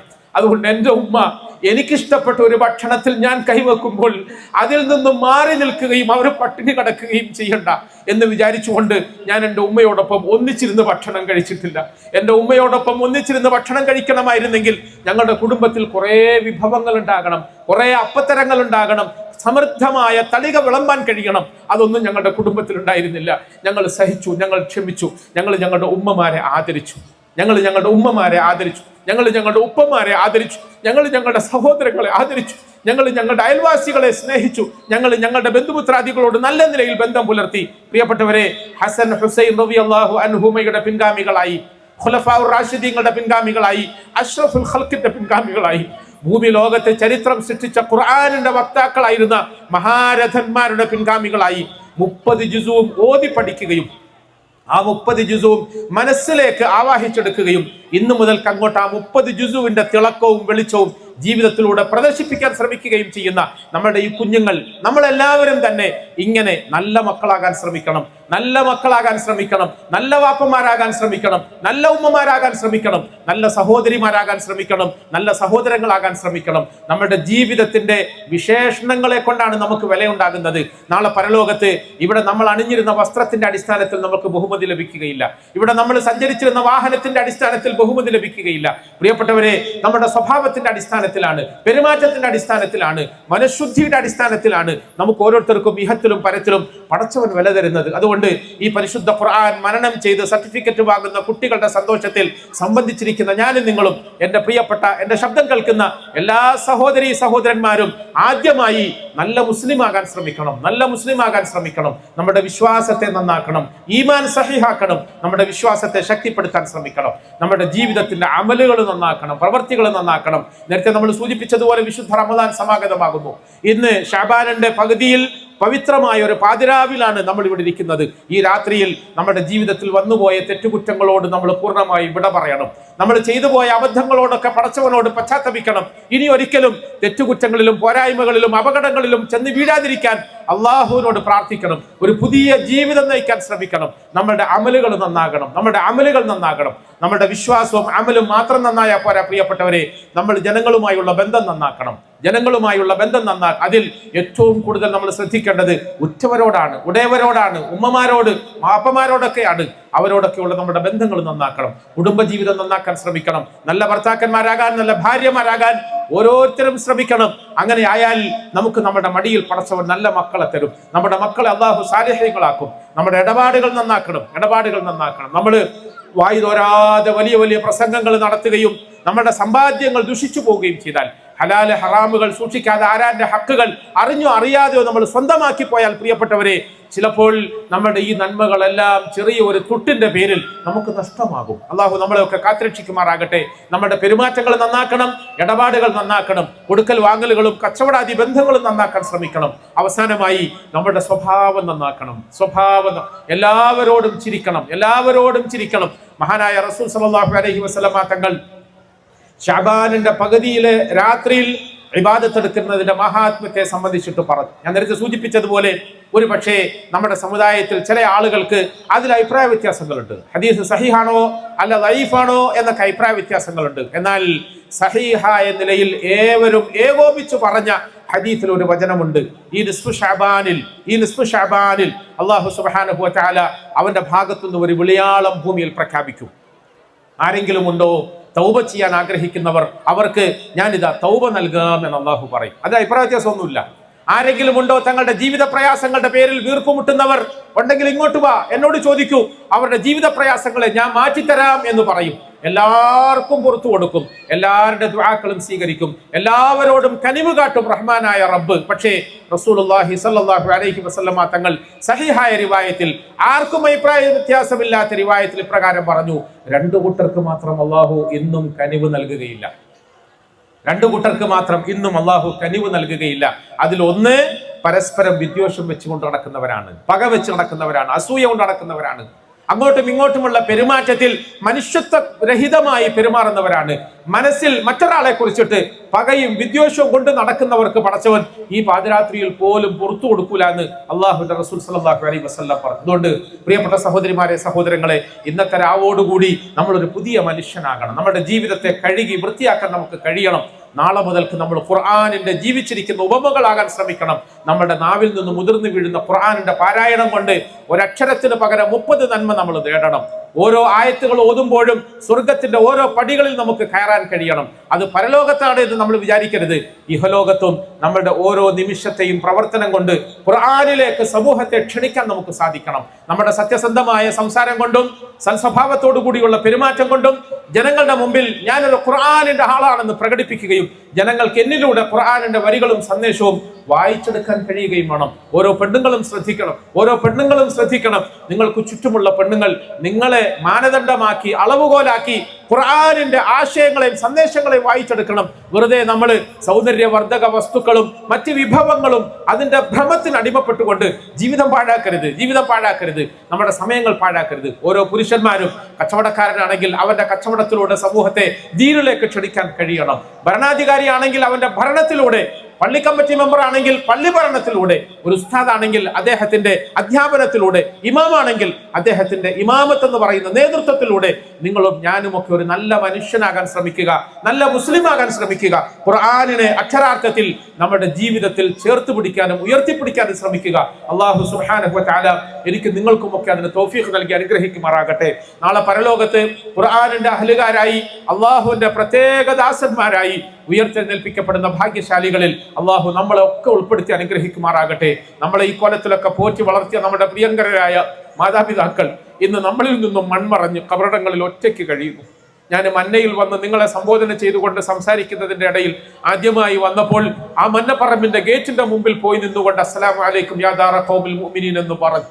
അവിടെ എന്നോടൊപ്പം കുറെ കാലങ്ങൾക്ക് മുമ്പ് ഇവിടെ പ്രഭാഷണങ്ങളിലും പ്രസംഗങ്ങളിലും ജീവിതത്തിന്റെ വ്യത്യസ്ത മേഖലകളിലും ഒന്നിച്ച് സഞ്ചരിച്ച ഒട്ടനവധി ആളുകൾ ഇന്ന് അള്ളാഹുവിന്റെ മുമ്പിൽ മണ്ണറയിൽ കഴിഞ്ഞുകൂടുന്നു. അവർക്ക് സലാം പറഞ്ഞിട്ടാണ് ഞാൻ പള്ളിയിൽ കയറിയത്. പ്രിയപ്പെട്ടവരെ, നാളെ ഇതുപോലെ നമ്മളും മന്നപ്പറമ്പിൽ, ഇന്ന് നമ്മൾ മന്നപ്പള്ളിയിലും അതിന്റെ മുൻപിലുള്ള സ്റ്റേജിലും സദസ്സിലും ഒക്കെ ഉപവിഷ്ടരാണ്. നാളെ ഞാനും നിങ്ങളും മന്നപ്പറമ്പിൽ മലർന്നു കിടക്കുകയും മണ്ണിന്റെ മക്കളായി മാറുകയും ചിതൽപ്പുറ്റുകളോടൊപ്പം കഴിയുകയും ചിലപ്പോൾ പുഴുക്കളുടെ ആഹാരമായി തീരുകയും ചെയ്യും. അന്ന് ഈ പറയുന്നതെല്ലാം അനുഭവത്തിൽ നമുക്ക് നേരിട്ട് കാണാൻ കഴിയും. അന്ന് നമുക്ക് ഒരു സുബ്ഹാനല്ലാഹ് പറയാൻ കഴിയില്ല, ഒരു ആയത്ത് ഓതാൻ കഴിയില്ല, ഒരു നന്മ ചെയ്യാൻ കഴിയില്ല, ഒരു റുപ്യ സദഖ ചെയ്യാൻ കഴിയില്ല. ആ ഒരു അവസ്ഥ വരുന്നതിന് മുമ്പ് നാം ഓരോരുത്തരും നമ്മുടെ ജീവിതത്തിലേക്ക് വേണ്ടി നന്മകൾ സംഭരിക്കാൻ ശ്രമിക്കണം, നന്മകൾ വർദ്ധിപ്പിക്കാൻ ശ്രമിക്കണം. അല്ലാഹു സുബ്ഹാനഹു വ തആല എനിക്ക് നിങ്ങൾക്കും അതിന് തൗഫീഖ് തരുമാറാകട്ടെ. ഈ സ്ഥാപനത്തെ സഹായിച്ചവർക്ക് അല്ലാഹു നല്ല പ്രതിഫലം നൽകി അനുഗ്രഹിക്കുമാറാകട്ടെ. സാമ്പത്തികമായി സഹായിച്ച ഒട്ടനവധി സഹോദരിമാരുണ്ട്, സഹോദരങ്ങളുണ്ട്. അവരുടെ സഹായങ്ങളെല്ലാം അള്ളാഹു അറിയുന്നു. അള്ളാഹു അവർക്ക് തക്കതായ പ്രതിഫലം നൽകുമാറാകട്ടെ. ഈ കുഞ്ഞുങ്ങളെ പോറ്റി വളർത്തുന്നതിന് വേണ്ടി ഏതെങ്കിലും നിലയിലൊക്കെ പണിയെടുത്ത ചില സഹോദരിമാര്, അവരെ കുറിച്ച് എനിക്ക് വിവരം കിട്ടിയത്, ആഹാരം ഉണ്ടാക്കി കൊടുക്കുന്നവരുണ്ട്. ആഹാരം ഉണ്ടാക്കി കൊടുത്ത ഒരു സഹോദരിക്ക് അള്ളാഹു ഹാഫിളായ ഒരു മകനെ അത്ഭുതകരമായി സമ്മാനിച്ചതുപോലെ ഇപ്പൊ പുതിയൊരു സഹോദരി ആഹാരം ഉണ്ടാക്കി കൊടുക്കുന്നു എന്ന വാർത്ത കിട്ടി. പ്രിയപ്പെട്ടവരെ, എല്ലാ സഹോദരിമാർക്കും സഹോദരങ്ങൾക്കും അവർ ചെയ്യുന്ന സഹായങ്ങൾക്ക് തക്കതായ പ്രതിഫലം അള്ളാഹു നൽകി അനുഗ്രഹിക്കുമാറാകട്ടെ. മന്ന പള്ളിയുടെ വെളിച്ചമായി പ്രകാശമായി പടച്ചവൻ നമുക്ക് സമ്മാനിച്ച ഈ ഹിഫ്ളിന്റെ ദർസ് ഖിയാമത്ത് നാൾ വരെ അള്ളാഹു നിലനിർത്തി തരുമാറാകട്ടെ. ആ ഹിഫ്ളിന്റെ ദർസിൽ നിന്നും ഹാഫിളുകളായി ഇനിയും പുറത്തു വരുന്ന കുഞ്ഞുങ്ങളിൽ നമ്മുടെ കുഞ്ഞുങ്ങളെയും അള്ളാഹു ഉൾപ്പെടുത്തി തരുമാറാകട്ടെ.